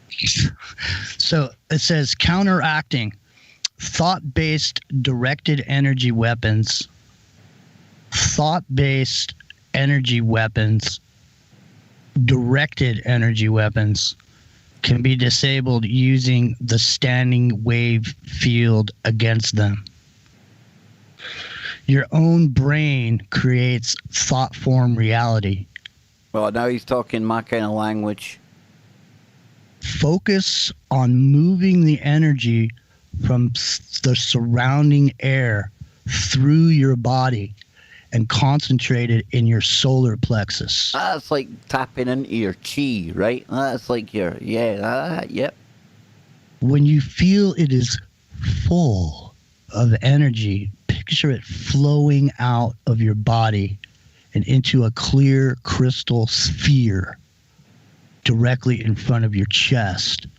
Visualize this crystal sphere is full of this energy, packing in tighter and tighter, getting hotter and hotter until it ignites with fury. Now visualize yourself sending this thought form back through the standing wave to the sending unit and disabling it. So apparently this has something to do with being a targeted individual. Thought form directed energy weapons. So apparently he is letting us know how to counteract or counterbalance that energy. I know Nano Girl always used to say to me, if you were like putting up protection or something like that, picture violet light. That's a protective type light as well. And you think of that, think of your brain picturing that. Think of you trying to imagine that colour. That colour's a what? It's a frequency. Your brain's a what? It's in an electrical system. You're producing electromagnetic waves that are carrying that same frequency of thought of the colour that you're thinking about. I don't even know what that means, but it's good woo. But it goes on to say here, right? How about some of that free energy, right? That's somebody else because it's a different ID. We're looking for the last two numbers, or the last three numbers are 311. And look for OP in parentheses. Yep. It's way down there, but while you're getting to it, let me give a counterpoint. So here's some. Let me just say, ladies and gentlemen, the people on here that are skeptical, they're not being polite like Kev is right now. If you put something on here, they will shred you to pieces, man. And it is the most darkly sarcastic stuff on the face of the earth, because these are all people that have been around this website for 20 years or whatever. They've seen it all come and go. But okay, so listen, this guy says, and this is what a lot of people are probably saying too. So that's why I want to read it. Absolute BS. Plato was very specific about Atlantis. Location in the Atlantic. It was a series of islands that sank over a period spanning tens of thousands of years, with the final portion sinking around 9600 BC in the area where Bimini is currently located. The Bimini Road, that's an interesting thing, man. Yeah, so he says Atlantis, so the incarnation with Atlantis has a long history. All of the Atlantis and Antarctica theories are a steaming pile of excrement. I'll just use that word. So this guy doesn't like the thread, but later on that he comes back. And, well, forget the haters, because I've got the guy's next post. I found it here. Right. So his next post is super interesting, and for people who listen to this show, you are going to absolutely love this, because he gets asked a question at some point, and yes, I've decided it's a he. Excuse me, it's ma'am. Okay, it could be either, but they get asked a question at some point. And it says, the question was, another name for thought form is tulpa. I have created some thought forms that interact in some positive and some negative ways, unintentionally. With the changing magnetic field and field interactions is also changing, and things like tulpas are becoming more common among the uninitiated. Hence, we don't know we make them. Can you tell us any advanced techniques not known on the surface to open up your awareness to the interaction field? Now, again, I'm going to go back to Richard Allen Miller. And if you remember one of the later shows, or one of the more recent shows we done with him, I keep on quoting what he said. And it went along the lines of men need to be really responsible and take responsibility for their own thoughts. And that's literally what this is tapping into here, because the thoughts we have, they're not merely just thoughts anymore. And what I mean is we're living in a time now where either we've increased in our psi, our chi, our energy when we're transmitting these thoughts, or maybe the space time that we're in right now is more conducive to thought form engineering, if we can even call it that. But like they said here, we're not even aware we're doing it, but we're sending thoughts and energy out there that's literally having measurable effects in the real world. So it says here, and this is the advice it gives, it's very important that you filter the water you drink and shower in, and avoid fluoridated foods. Fluoride promotes cataracts of the electromagnetic rods and cones in the pineal gland. Advanced techniques include the ability to visualize energy in its correct form as it moves. Energy moves in a 3D or multi-dimensional toroid pattern or potential, with the potentiated thought form in the central part. So, thought forms, Jimmy, tulpas. I've been talking about this on the show for ages. You know, the thoughts we have, how powerful they are. Then you get people thinking in unison. It doesn't matter how far apart you're separated geographically. You almost instantly sync up. It's like you are connected, entangled, you know? Yeah, man. I mean, this, this touches on a lot of things, a lot of discussions, that we've had right here on your show about a lot of these topics that are kind of, it's kind of encompassing some of the same things. And there was another piece in here where a guy brought up, he said, something about, hang on a second. He said, hey, it sounds like Victor Schumann's perpetual tornado / anti-gravity work back in the 30s and 40s. So when we come back after the break, I dug this up and I'll pass this over to you on the break, because I got something here that I think you're going to enjoy. It is the dynamic theory of gravity. Well, that sounds very technical. Let's stick to this rabbit hole we're in right now, Jimmy, because this is the next one here, and it says right, it's quoting his original post, and somebody's asking, when did you move from South Africa to New Zealand? Is it true that South Africa is experiencing a brain drain? Educated people with the means to do so leaving South Africa in droves, mainly for Australia, New Zealand and Canada. I understand that there are some communities in Western Australia that are upwards of 1/3 South African. What do you know about this? And what did you like about South Africa? And what didn't you like? How do you like New Zealand? So it says, I haven't been in New Zealand long and was only in South Africa for several years after birth. We belong to many countries and do not stay anywhere long. Yes, it would appear that South Africa is yet another country in a state of greed-induced despair. So to me it sounds like I've not been in New Zealand long, and it talks about they don't stay anywhere long. Sounds like from time to time they probably go back to the inner Antarctic. This is bizarre, dude. So again, it's quoting this, and it says, nice. This rings true with me, and the fact that you immediately touched a nerve with someone who doesn't want anyone to know. And that must be the cheeky poster that Jimmy's talking about.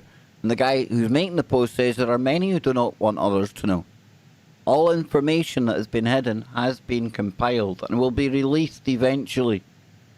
I have nothing to do with that. However, I do have 3 generations of compiled understanding of the world and universe for what it really is. And it says, Op, are you still there? Also, this crystal charge you spoke of, could you elaborate further on it? Because it sounds familiar. Thank you. I spoke of visualizing a crystal sphere to fill with energy. It's simply a way to visualize a complicated process. Regarding crystals, most of our technology is based on crystals that are growing in specific standing wave chambers in order to impart specific qualities and responsiveness in each.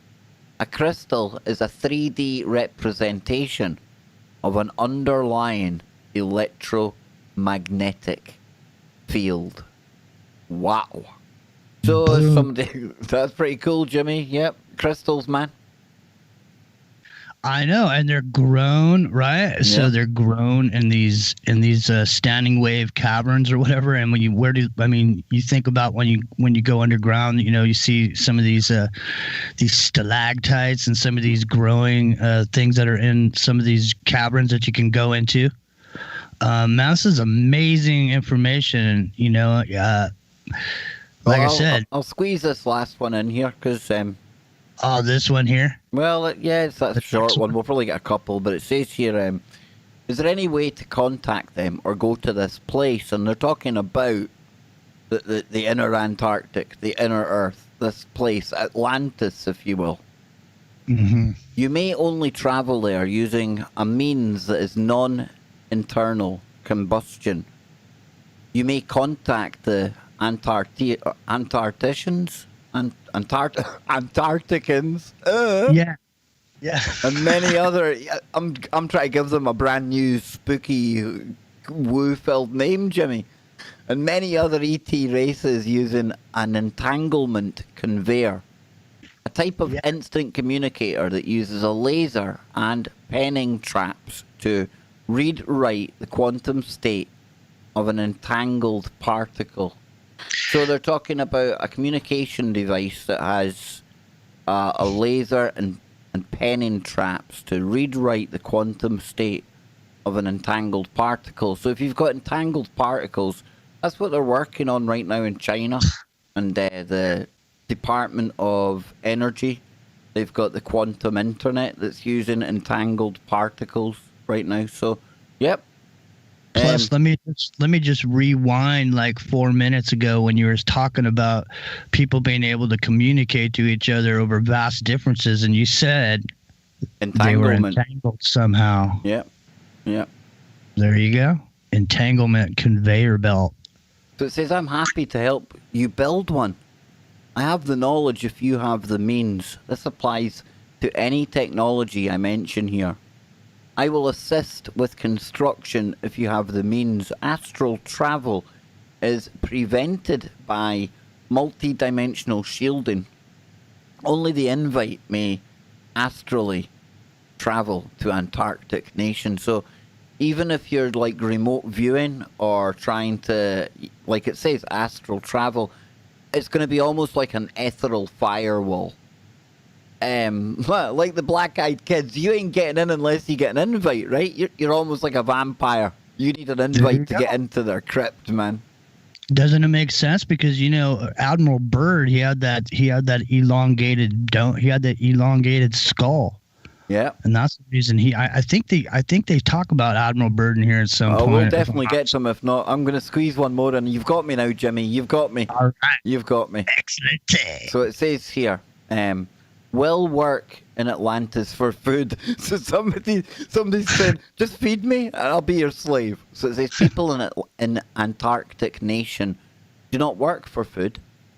Scarcity is unknown to our people.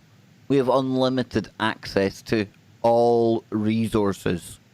New matter can be created from hydrogen out in fusion reactors, and scarcity is something imposed on the surface to keep you struggling. In fact, the entire surface population could be supported in a city the size of Texas, and the food could be aquaponically grown in a Florida-sized space. While this is obviously not practical, it's just an example of how the surface has been fooled into thinking that they have overpopulated and must be cold. There are more than enough resources on the surface to provide every man, woman and child with food, clothing, healthcare, housing, education and a quality of life. The resources are hoarded by the wealthy. It is an interesting system, one I find flawed. Very flawed indeed. And he's right, or she's right. Excuse me, it's ma'am. How dare you? They do dare though, Greta. The 1% that you unwittingly act as a stooge for, Greta, are the ones that are hoarding everything.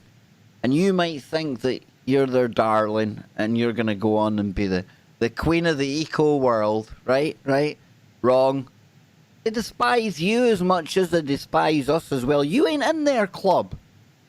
Using a child to front up their grab for more and to leave us. Oh, don't worry though, we'll all be sustainable, right? Yes, indeedy. So, Jimmy, we're going to come back into this on the other side, man. Very good stuff. Where do we go? Where do we apply? How do I get the astral invite to get through the firewall? The Antarctican. Yeah, I mean... No, the Antarctician. I made up an entirely new race of people, dude. That's like cool. Yeah, man. And I'll tell you what, the thing about it is this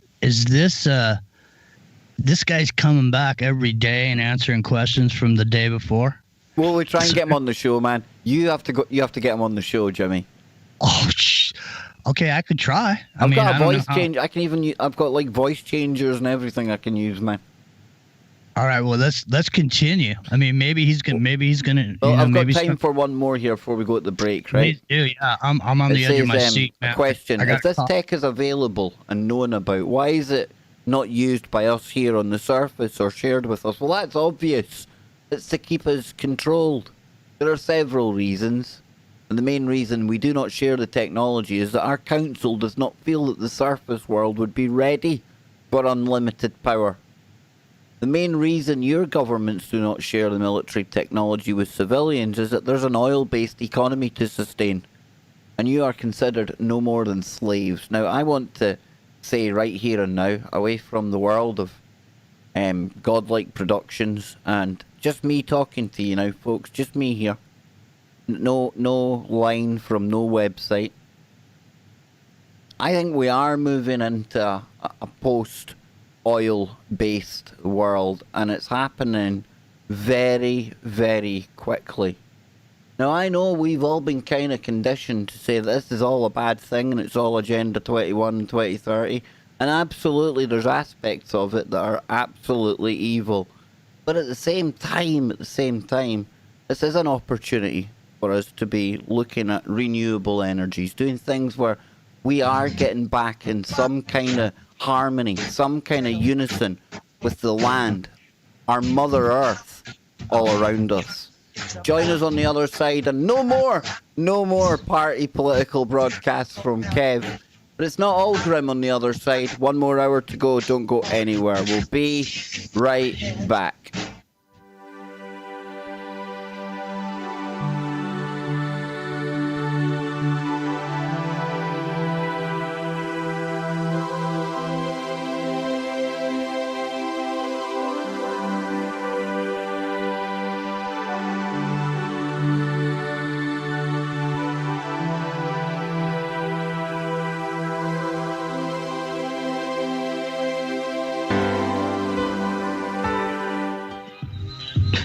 Welcome back, ladies and gentlemen. Yes, hour number 2, and I've got myself and Jimmy Jeans are here.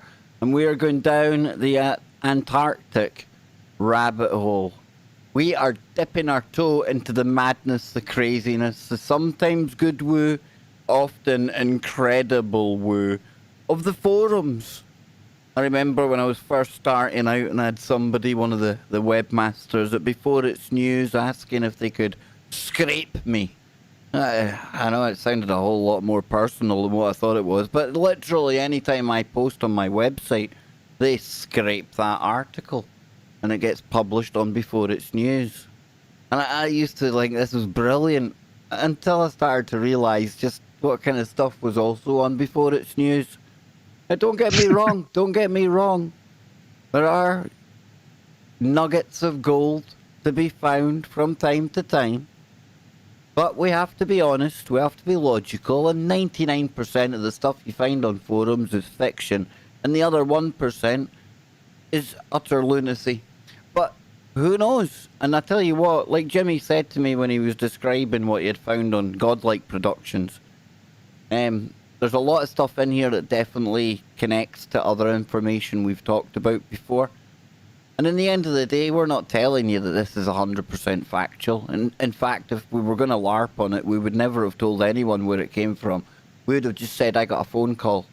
I got a phone call from a guy going by the name of Deepface. Yes, he goes by the name of Deepface, and he was telling me about his time down in Antarctica, but we don't roll like that. We tell you exactly where it's coming from. And with that said, Jimmy, with that said, I think I'm ready. I've got my cold weather gear on, man. I'm ready to get back down there. Sweet. Well, I just got myself a hot cup of coffee. But, hey, listen, ladies and gentlemen, if nothing else, let's look at this right here and let's just say this is any information that you could find anywhere. Yeah. This is how the LARP gets started. This is how it starts. Is that somebody finds this and then they see it and they start to get it out there and they start to promote it and it starts to gain steam and gains legs. You see, the way I see it, Jimmy, is there's people like, there's maybe real info, but mostly probably people like making stuff up, a yarn, right? But then when you use something like Godlike Productions or Before It's News, if you're a tier up the LARPing grifting ladder, you could really look at something like a forum and it would give you the information you need to jump on the trending topics that's going to bring you the clicks that you're after in the first place. Because I know that most of these forums will have that 17th letter. I don't even going to mention that, but it'll have your Antarctica. It'll have all of the best kind of conspiratorial topics out there. And then from there, potentially these upper tier grifters can come along and go, yep, that's trending today. I'll make a video about that. And like Jimmy says, they'll lift some of the info from there. And that's how it all gets going. Not only that, but see, if I'm a grifter, okay? If I'm a grifter, and you're the type of brother that believes in ghosts, if I know you believe in ghosts, and I know you do, then I know you believe in things you can't see. And if I know that, then all I have to do is entrance. But we're getting way off the mark here, dude. Story. We're getting away from Antarctica. But we're grifting, though. We're grifting. Okay, sorry about that. Yeah, we're getting away in the weeds when this is good woo. There's good woo waiting to be. Let's get into it. Go ahead. Here. Yes, here we go. Where are we? Right, so this is the next one, right? I don't have a question, more of a request. Have whatever your elders are preparing for start. Have whatever your elders are preparing for start, because if she left recently, as in the 20th century, to go to South Africa, then she must have seen how horrible life is rapidly becoming. Claiming to have secret power over a group of people is either the oldest BS story in the book, or is brought to fruition for all to see. It says, I will not comment on the politics of the surface world. They're irrelevant. You are several billion strong. Stand up for yourselves. Wow. So it says, what's your first name? And his name is Shadrach. I like it. Shadrach is a cool name. Yeah. It says here, cool post. My uncle worked as a physicist in communist Bulgaria. When I visited him there in the 1980s, he related a similar story. Yes, the Eastern nations embraced the science of Nikola Tesla and evolved many advanced technologies as the West suppressed even their brightest, using the Invention Suppression Act of 1951. Another question here, fascinating material. Comment, why do peeps like OP show up and deliver some interesting info and with a few posts and then disappear? Happens all the time here on a forum. Leaves me wondering if the message is legit or just somebody yanking our chains. Well, there's various ways of looking at that. If it's a genuine whistleblower, then you've only got so much information to get out there. And once you've got it out there, it's out there. And maybe that's them happy. Maybe it's off their chest. Like the person hints here. Maybe it is just a game. Maybe people are just making these things up and on to the next one. I don't know, but it definitely gives us a good place to have a conversation. I'm trying to find a good bit of... This looks like a good bit of info. Yeah, you're coming up on the giant chunk that is really important. So it says...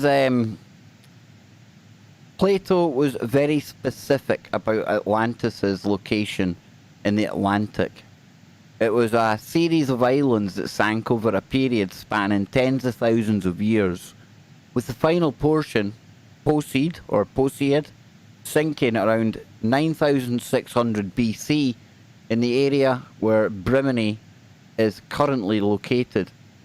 You read this one out already, did you not? That's the one you had read, is it not? Yeah, so that was the guy's comment, and then you're about to get to the guy's answer. Okay. So Shadrach is about to answer to that. Shadrach, and I love that name. Shadrach says, "You're entitled to believe whatever rings most true with you. However, consider this. What Plato wrote was a story, not a history. Atlantis was not a city, nor an island. It is a word used to describe a global, interstellar human civilization that the current age fell from. After the great battle of the last age of man, it was decided that humanity should not have access to the great technologies that brought about the wars and destruction. An artificial satellite was constructed to keep the greatest nation, the Antarctic continent, on the bottom of the Earth. The moon was constructed and placed in orbit in order to alter the axis tilt of the planet, and the hydrosphere, a water layer that used to surround the Earth, was collapsed, and the resulting flooding caused the waters to rise over Antarctica, which then froze due to its new placement at the bottom of the Earth." Your thoughts on that then, Jimmy? Well, it reminds me of, some of the stuff that David Icke put out a long time ago about the moon and how, it's hollow and, there was people up there, whatever, it's this, I don't know what it is, but it's funny, out of the blue, clear blue sky, here's this explanation. And some people... I'd take David Icke and all of them out of it, Jimmy. Think of it this way, right? Think of an eclipse. Think of how perfect, right? How perfect that moon is. Like, it's just the exact size, and it's just the right distance away for us to have that. Not just slightly, the two cover the other. You're talking about a level of precision that if we're talking about bits of dust and rock coming together with centrifugal forces, and you're telling me that all of those things lined up to randomly gave us that lovely, beautiful, majestic eclipse type light show in the sky? All random. It just happened. It was just bits of rock. They clumped together, Kev. It's okay. See? Yep. I am Shadrach from Antarctica. Yep. I swear, man, see? This to me, so far, I'm still with it. I have not thrown it on the... I like it because it's got a lot of stuff that we can talk about. And it is what it is. It is what it is. We're not saying it's real. Even the person's not, appealing to us to believe them or forget about it. They've put it out there. And the stuff that we can talk on the side of it, that springs off it, that's what makes KBS, dude. Hey, so this next one is exactly what I sent you, that Tesla thing, but let me get a bit too into the science weeds for now when I want to, because this is good stuff, right? Yeah. I think Victor Schumann is the Schumann that discovered the Schumann resonance, which is something that you talk quite a bit about on the show, and I think it's something that, for me, I would think a human being needs the Schumann resonance to exist. So I would say that the magnetic field and the Schumann resonance that this guy's talking about is definitely a force to be reckoned with, and hopefully we're going to hear some more about it. Did we bounce down to the next one? I'm just looking for the next one.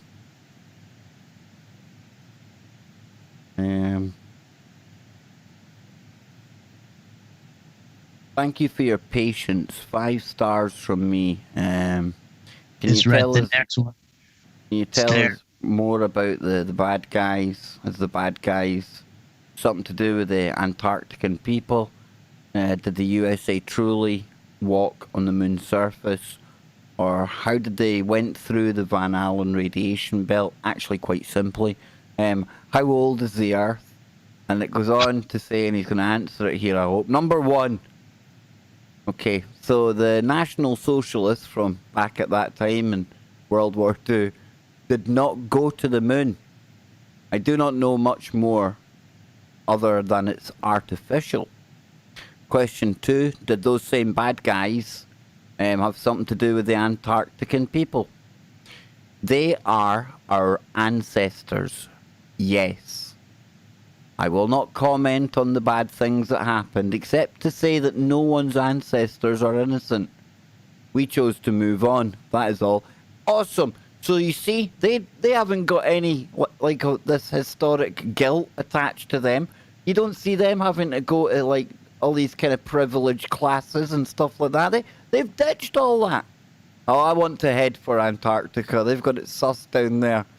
So it says here, the USA truly walked on the moon, question mark. And it says about the Van Allen radiation belts. And the answer is the NASA program has not sent anything past the Van Allen belts. Oh, so it's hinting at the fact that there was never a moon landing. So how old is the Earth, question mark? Timeless. Deep. Deep, very deep. I am your father. Let's see.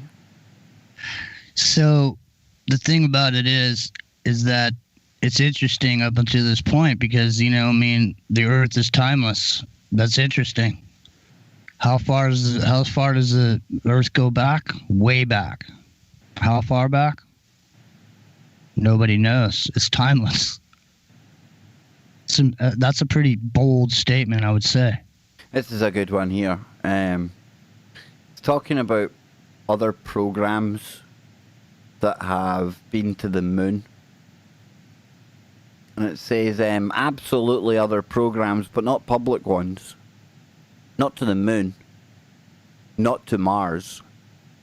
You need a localized magnetosphere to counteract the effects of radiation and interstellar solar winds. Only a Haunebu or Hanabu craft offers this protection. Now, if the technology that drives our craft were released, then free energy from the vacuum would replace the oil industry. This is why Hollywood makes the NASA farce. Oh, that's quite interesting. Yep. Talks here about how can humans survive the Van Allen radiation belt. Traversing space is not linear like folks do here on Earth. Almost hinting at the fact that you'd be able to somehow maybe fold space. I don't know. Warp drive. That Hanabu, the fact you've got that magnetic shield around you. That negates it, isn't it? It's like a force field. Think of it that way. Again, we're just speculating, but the device pictured below creates a localized magnetosphere around the craft, which, as long as the craft is aloft, not grounded, can be used for unheard of propulsion techniques. Oh, very interesting. I'm going to send this to the chat room over at TFR, and I say this is interesting because I mentioned earlier on in the show that this kind of physics, this kind of craft we're talking about, do we have an example where we've seen anything like it before? And I said, well, you could look at the Tic Tac video. Now we've got a shape of a thing. It's almost like it's like a toroid almost standing up on an end though. Weird, but if you were to turn that 90 degrees, that'd be kind of tic-tac shaped. Just saying. Did you click on that link for that picture? Yep. Nice. Okay, so 10 minutes before the break, I'll get the next page up here. We'll see what the next page is saying. Shadrach. Yeah, old Shadrach, eh? The Antarctican. I am Shadrach, the Antarctican. You see Shadrach, yeah. Where are we? Come, let me show you the secrets of the universe. Okay, here's something here before Jimmy goes into more crazy voices. It says, OP, humans visited other star systems, ? What's the maximum speed that these so-called Hanabu crafts can go? Let me explain something very important. Earth is the creator planet. All ET civilizations began as human civilizations on Earth and have colonized other systems. They adapt their bodies for the specific needs of their local environment, so they appear alien. And it says Hanabu, they can go at an unlimited speed. They don't travel through space. They create negative space that sucks the craft into it. Almost like some kind of maybe wormhole type. I'm just trying to think for people to picture it that way, but not outside of the dimensions we know. Literally interdimensional. Call that other dimension, that, like it says here, the negative, call it the dark energy, whatever you want to call it, you know? Yeah, because in that first salvo, the first little bit, he just mentioned the negative space generator just briefly. So maybe this is tied into the negative space generator. We've got some good stuff here, Jimmy. I've hit the mother load now. So it says reference the Greys. Now the Greys are a type of artificial, biological, muscular and electrical system. They are a type of remote control robot that is made of meat, an avatar, a drone with a practical shape. Oh, I love it. Absolutely love it. It says, we have learned that when you travel interdimensionally, you do not take your body. A body that is best matching for the conditions of your being will materialize at your location upon arrival. Now that's a bit hard to explain, but bodies are not heaps of meat that are evolved over time. Almost hinting, well, you know, in fact, there's something here about it here. They're a direct result of DNA responding to the local field and manifesting the best form for that field. Hope that makes sense. Well, I'll tell you what you can say. And DNA has almost hyperdimensional qualities to it because of the quadrant coding system. Not ones and zeros, but ones, zeros, twos and threes, if you want to think of it that way. But when you start encoding all of them and the maths that surrounds that, Jimmy, again, that maths is hyperdimensional type maths. You hear of torsion and things like that coming into conversations when you're looking at the twisting of the DNA as well. And there's a part of science that talk about the holographic principle. Like everything, the entire universe, holographic. Doesn't mean we're not real, doesn't take away from the life experiences we have. But if there's a holographic nature to it, right, then maybe it starts to be a bit more acceptable that indeed there could be another version of you waiting at the other end. As mad as that seems, but if it's a hologram and everything's information, I'm just saying. Well, yeah, because it makes sense that when my energy field comes into the earth, I come here as Jimmy, and I'm born, It's like my DNA, it goes beyond what goes on here on Earth. So my DNA, wherever my energy goes, my DNA will materialize me a vessel to utilize in that environment. As it sounds to me like what they're saying. So, for example, when these grays come in or whatever, they're just coming in as that gray, you know, as a sort of like an avatar from someplace else. But I mean, we're also doing the same thing when we're being born. And I think it's interesting because, and just recently, over the last couple of years, the bloodline idea has been almost replaced with conversations that have been being had about these different DNA lines. And that seems to be a really touchy subject. So this really makes a lot of sense, Kev. Please continue. I'm on the edge of my seat. No, this is really good stuff.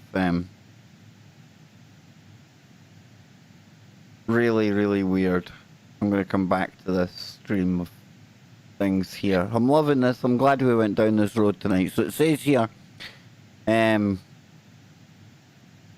questions again, right? Does the Antarctic nation accept civilian visitors?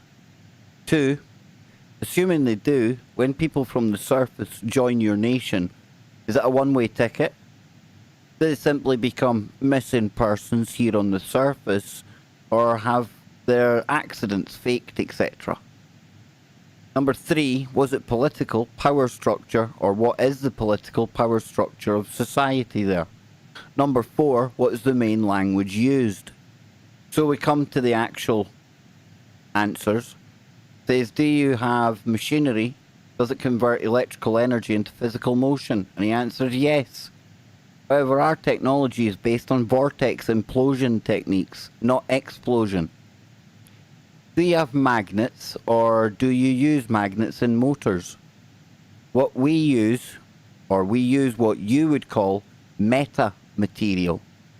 Now that's interesting, right? Because To the Stars Academy had a rollout of what they called meta material not long ago.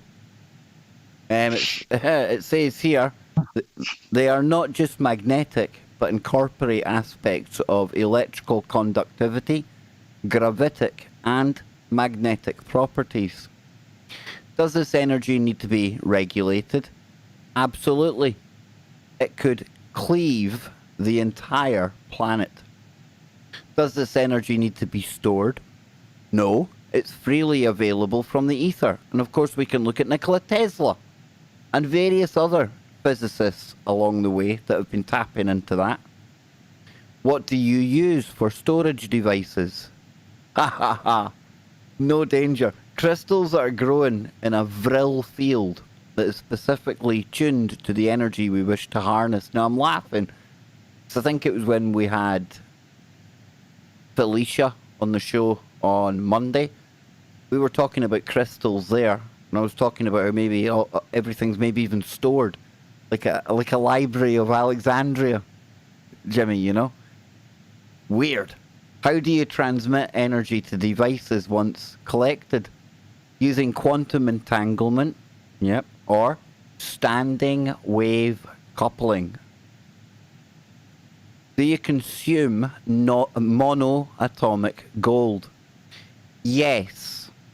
This allows our physical body to directly interface with technology on a cellular level.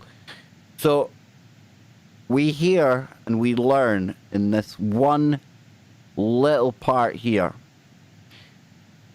that we're talking about a cybernetic type breakaway civilization, because they're talking about their bodies interacting, directly interfacing with technology on a cellular level. Now, Jimmy, before you take it, I'm not somebody that immediately balks at the idea of this if it's done right and there's ways and it's advantageous, okay? But we're going to be on the break.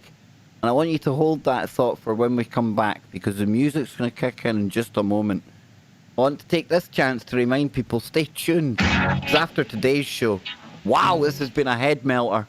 But we're going to have Lockie with Quantum Connections. But we'll be back on the other side. Don't go anywhere.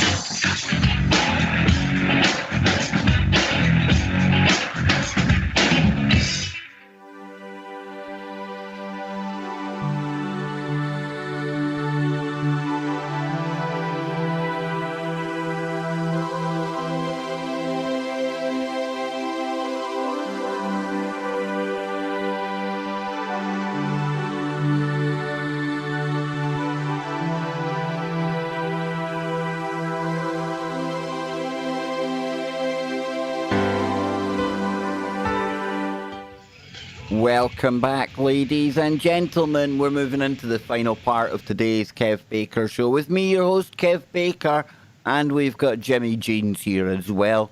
Jimmy can be found on his YouTube channel. Jimmy, let people know where they can hang out with the maddest man on YouTube.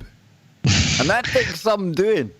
I know. Well, now I'm on my secret, double secret channel. It's Into the Microcosm with Jimmy Jean, and make sure you say Strike Zone after that, because I have a strike on my main channel. You and the naughty step, man. Have you fallen foul to the algorithm?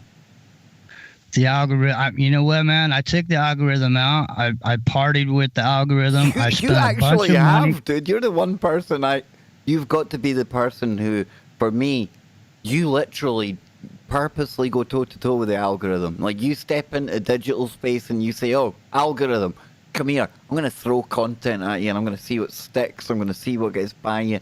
It's like some kind of mad judo going on between you and the algo, man. You know, I spent so much money on drinks for that algorithm. I bought that algorithm so many drinks down at the bar. I thought everything was okay.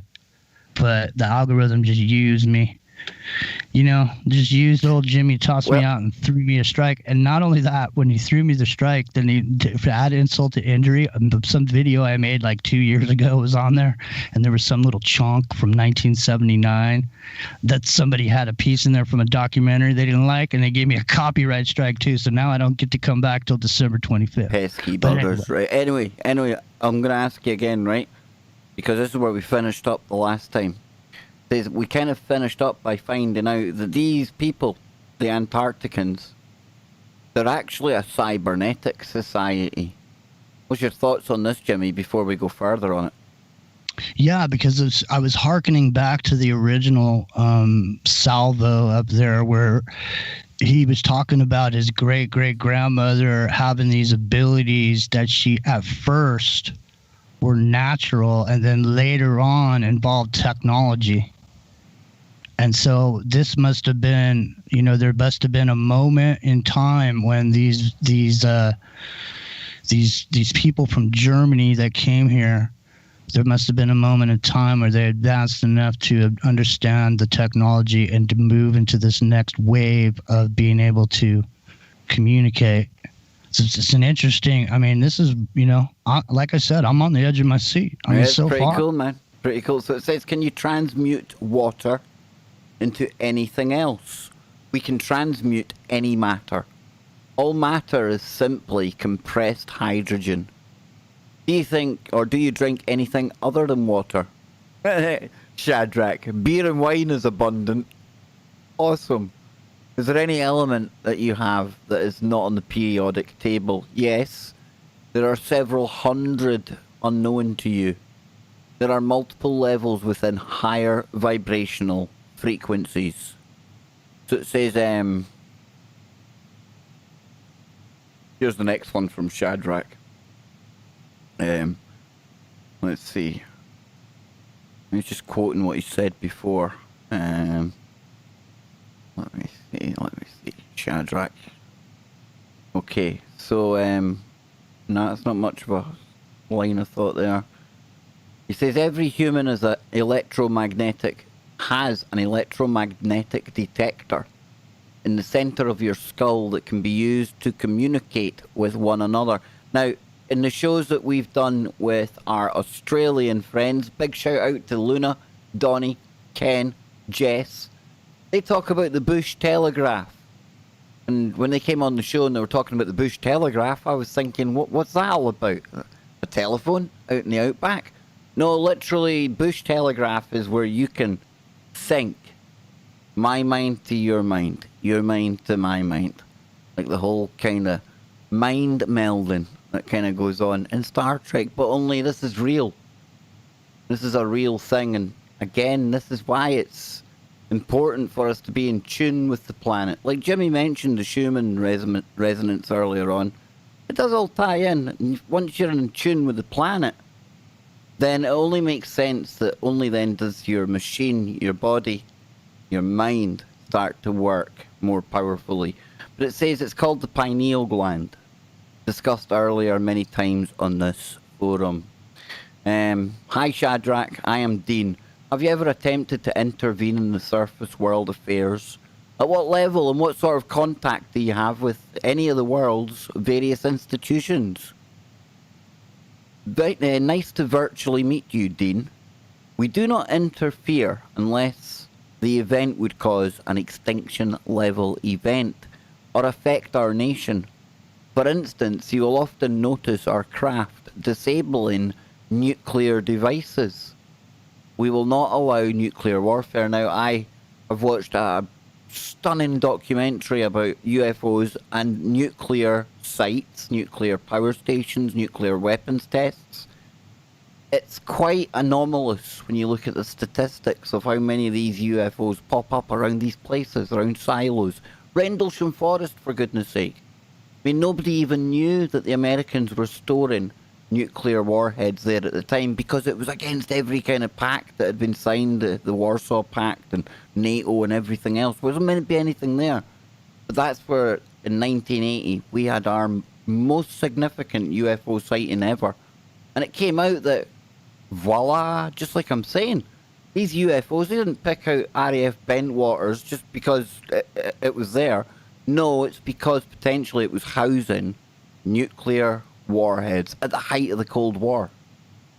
Now, the story goes that the next day there was like footage taken directly from the UK to a German Air Force base, and what happened from there, nobody knows.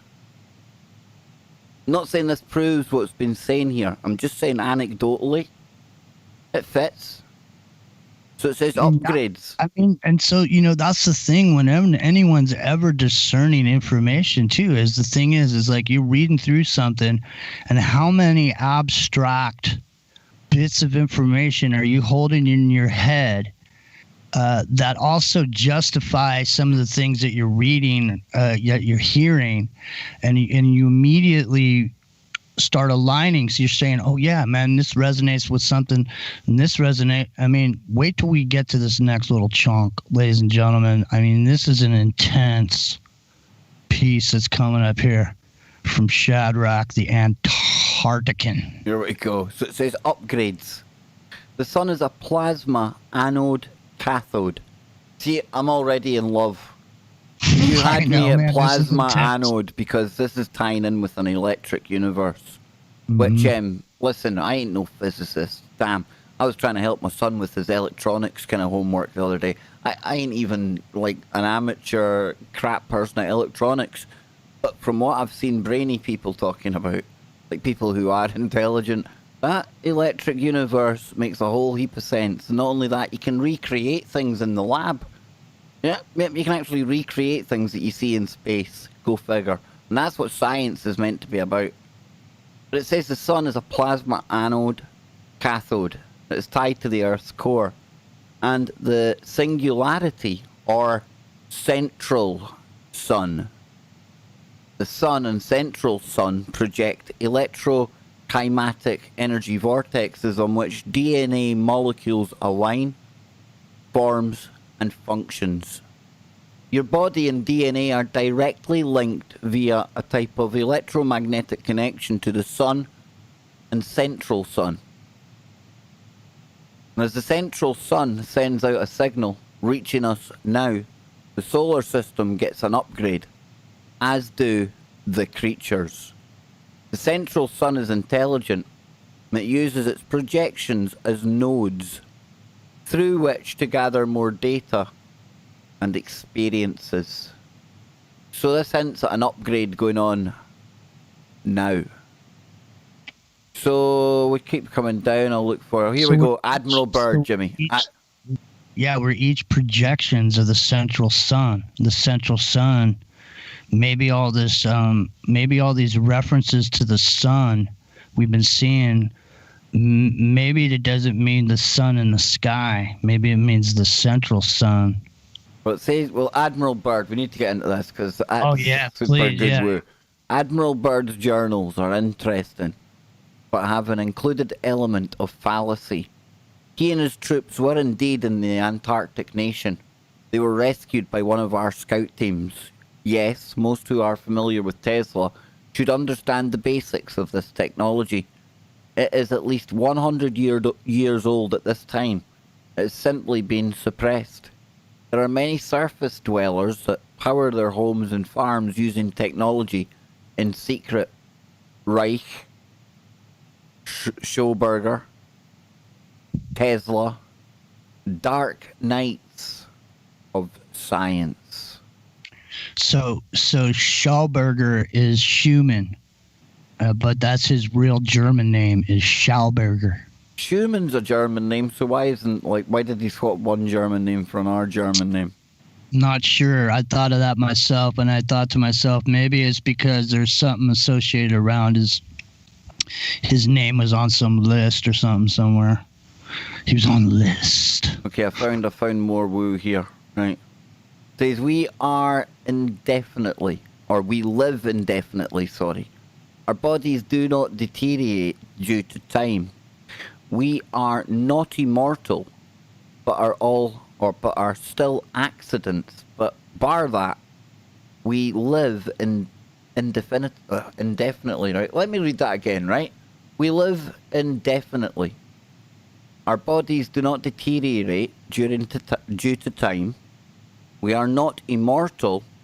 There are still accidents, but bar that, we live indefinitely. We use an entangled sheet of standing wave Tesla energy to transmit matter from point to point on the surface. The machines are simply tuned to the same quantum frequency. Now, think about that. A sheet, just think of like an electromagnetic layer lying over the top of everything, right? Mm-hmm. And in this, what it's trying to say is, because it's entangled, I could sit here and manipulate one of those particles on that layer that goes around the planet, and depending on who it is and where it is I'm trying to get to, I'm trying to get to Jimmy here, he's going to see his little particle that's entangled with it immediately, instantaneously, the minute I go playing with it, touching it, communicating through it. Entangled comms. Interesting. Doesn't mean that, again, me and Jimmy ain't here telling you, whoa, we have found the real whistleblower. But the things that it brings up, the things we can point to, the topics that it gets going in the mind, this is what KBS is all about, because in the end of the day, no matter to me or Jimmy what you think, what you believe, just so long as we can make you think about things, maybe in a way you didn't think before. You don't have to agree with us.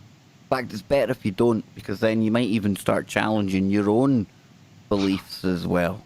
So it says here. What if there was like some lore around this information, like, there was some construction site over there and the guy was bashing through the wall and he found these scrolls that were written on parchment paper. This doesn't even need that. This has got enough woo attached to it, Jimmy. That's what I mean. It's like the Colburn Bible or something, man. It's incredible. It says we use what you would call UFOs for long distance space travel.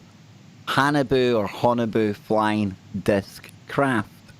Our craft use electrogravitic vortices to produce a localized space-time field that envelops the craft.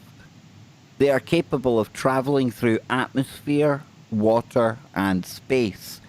Hence, unidentified submergible objects. There you go. They are capable of vibrating at high enough energy to pass through solid matter as well. What is the purpose of life? To create new universes. I would say then to add to the already vast multiverse. That'd be an even cooler way of putting it. Each human sees the universe in a new way, and the electromagnetic energy of that observation is uploaded into the universal etheric field as an original observation. It's a giant AI learning machine, and your body is one of the manifested electromagnetic forms. You are the timeless observer driving a body. Your DNA forms on and responds to the fields and creates a body that corresponds with the best form to have at that time. You have no junk DNA. So just like an AI would, like Cliff High, when he had the webbot. Remember he used to like send out little clone copies, little crawlers that would go out there and analyze what people are writing on forums like this and other places as well. All little versions of itself. It's suggesting that we ourselves are extensions of that AI. We're more kind of specific. We're down here to record things with our webcams, with our microphones as well. In fact, yeah, we've got our microphones there. And all of that data, Jimmy, all of that data, just like anything on the internet, anything that's out there analysing data, we ourselves are just raw data collectors, man. How cool's that? Who knew it? Who knew it? Just data eaters, that's it. Yeah, well, I mean, I don't know, dude. We do know, though. We do know because the concept of God is that we're creations and we come from God, and each one of us is completely unique and has never been part of the what's going on before. And our experience that we have, it goes back to God. Jimmy, wouldn't like I'm with you. Let me go with you on this, right? I've had this thought before, right? We talk about artificial intelligence, right? Wouldn't one way of thinking about God, whatever that is, we don't have the ability to even conceptualize it, I don't think. But wouldn't that be the purest form of raw intelligence? Like just intelligence, not artificial. We came from intelligence, right? Because you look at the DNA, you look at what we're talking about it, you look at the coding, and even away from what we're hearing here about it knows to grow the optimum body, etc. I mean, that in itself, you can't tell me with everything that DNA encodes and all the math in there that it's just random. That hints at something divine, whether it's a guy in a throne with a beard, whether it's an intelligence, whether it's a programmer, whatever it is, dude. It's something's got it going, right? Well, and the other thing is too, man, from the representation of the sun and the Son of God, if the big sun in the sky is the main sun, and the central sun is where he's saying that everything goes back to, right? So the central sun is some sort of a processing unit. Well, you with a think, direct think as well, electrical Jimmy, right? connection. Think about the grounding we talk about, right? You're outside, the sun's going in through your head. You've got this other energy coming up through your feet. Yes. See what I'm saying? Yeah. Shadrach, the Antarctian. Oh, Shadrach is nailing it, dude. I'm actually going to put the show as guest star in Shadrach. I am. I'm going to put like a blacked out face, somebody anonymous, make it look super, super cool. Don't need to. This is good stuff, Jimmy. Yeah, man. So we carry on here. I'm going to look for where Shadrach's talking again. Here we go. As we stated before, we know scientifically that the region, or this region of the universe, follows a set of physical rules. Without those rules, the local universe, atoms, stars, etc., so everything from the subatomic right up to the macro, the biggest you can imagine, would not exist. The rules of physics are based on the central star, or black hole for each space-time region. This energy source sends electrocymatic waves that compress the local ether into what is commonly called matter. Gravity is a byproduct of stretching of space-time ether as the energy condenses to form matter. Take a blanket and lay it flat. This is space-time. Now take 2 points and twist them to a point. You will notice that there is now more space-time compressed into the vertical space, and the 2 points are also closer together. Gravity. The ether is now the ether is a non-compressible fluid. Matter are 3D vortices caused by a type of supercymatic or supercymatics from the central sun. So basically, yes, reality is projected from our central star. Damn, dude. says, I live on Earth. The subdivision of countries are simply to keep you from uniting. No weapon formed against me may prosper. It is my purpose to assist in the release of ancient technologies and the revival of the golden age on the surface. And this is where it gets super woo and into the real world, because away from this website, away from anything on the internet, in the real world, the physical world, wherever it's being projected from, there is a turning of the age. The age is changing, and we're here to witness it. Whether we're here as the observers or not, we're here for it. The greatest ride in the universe. And the people that run the planet, they know that we're in one of these times right now. That's why they're so desperate to make sure that they're in control on the other side. This golden age, it's where we need to be getting back to, not their golden age, our golden age. That's where we want to be going. So we'll come back here. Oh, this is a good one. We use the PPP, the cannabis, for many things. Thousands of acres are grown annually in Antarctica. Oh, I'm there. It's a primary food source. And the hemp seed, once sprouted, has all the nutrients a human body requires. Absolutely correctly, 100% true. Truly a superfood. The plant matter and oils can be used for virtually everything, from contemporary clothing to furniture and paper and beyond. There's been cars made out of hemp. You can do everything with it. It was poised to replace timber as the primary pulp for paper, so a racist smear campaign was run against it. Look it up. In addition, the human brain evolved cannabinoid receptors for a reason. This plant and humans are meant to work together. And I find that when I have that symbiotic PPP relationship, this spacesuit works a whole lot better. That's all I can say, Jimbo. I hear you. And you know what? This idea about this cymatics is really interesting, because we've seen examples of cymatica where you hit something with the frequency, say like 432 hertz, and it creates a flower of life pattern, and you hit it with a 440 and it creates this really deteriorated, ugly pattern. And it's interesting because maybe it's how they moved that stuff in Egypt. Is how they moved that stuff was with these types of ideas, man. These types of technologies that were utilizing frequencies and harmonics, and to move items that are large, just have them floating in the air, basically make them weightless. I'm just laughing because our good friend ZX, he's like, "Oh, come on. This is nonsense. It's like any good sci-fi. They're just sprouting things off you." And listen, dude, I know where you're coming from, but at the same time, I think it's made for some really good conversation tonight. And I don't know about anyone else. When Jimmy brought it to me yesterday, I totally balked at the idea. I'm like, "Oh, come on, Jimmy. You know, forums. Come on, Jim." And then today, when the guest cancelled, I thought, well, it's good. It's Antarctica. There's a bit of Atlantis to it.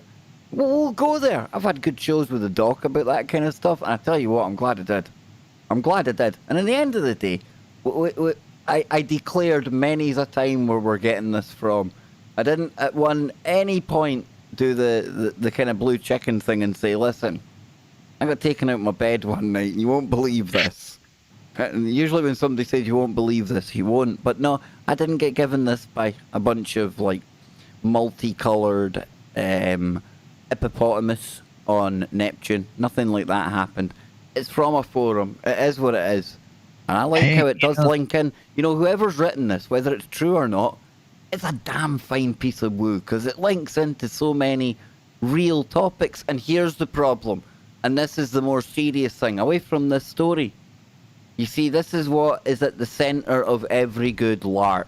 That's right. Information that's got just enough factual stuff that you can not even totally prove, but you can relate to.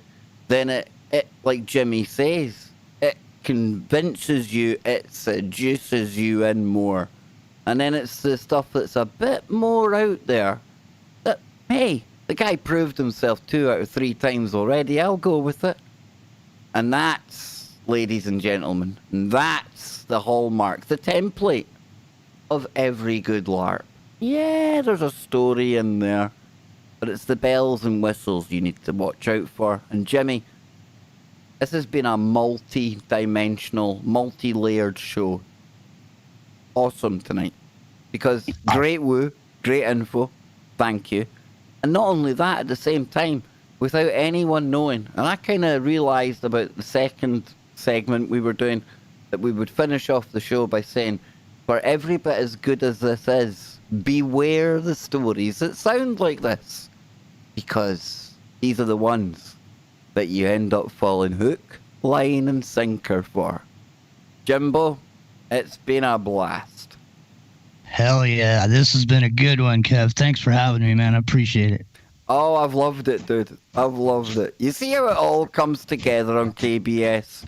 I'll be back tomorrow with Scotty Lopez, toe to toe with the Wokies and the clowns out there in the Asylum World 2020. And of course, Freaky Friday just round the corner.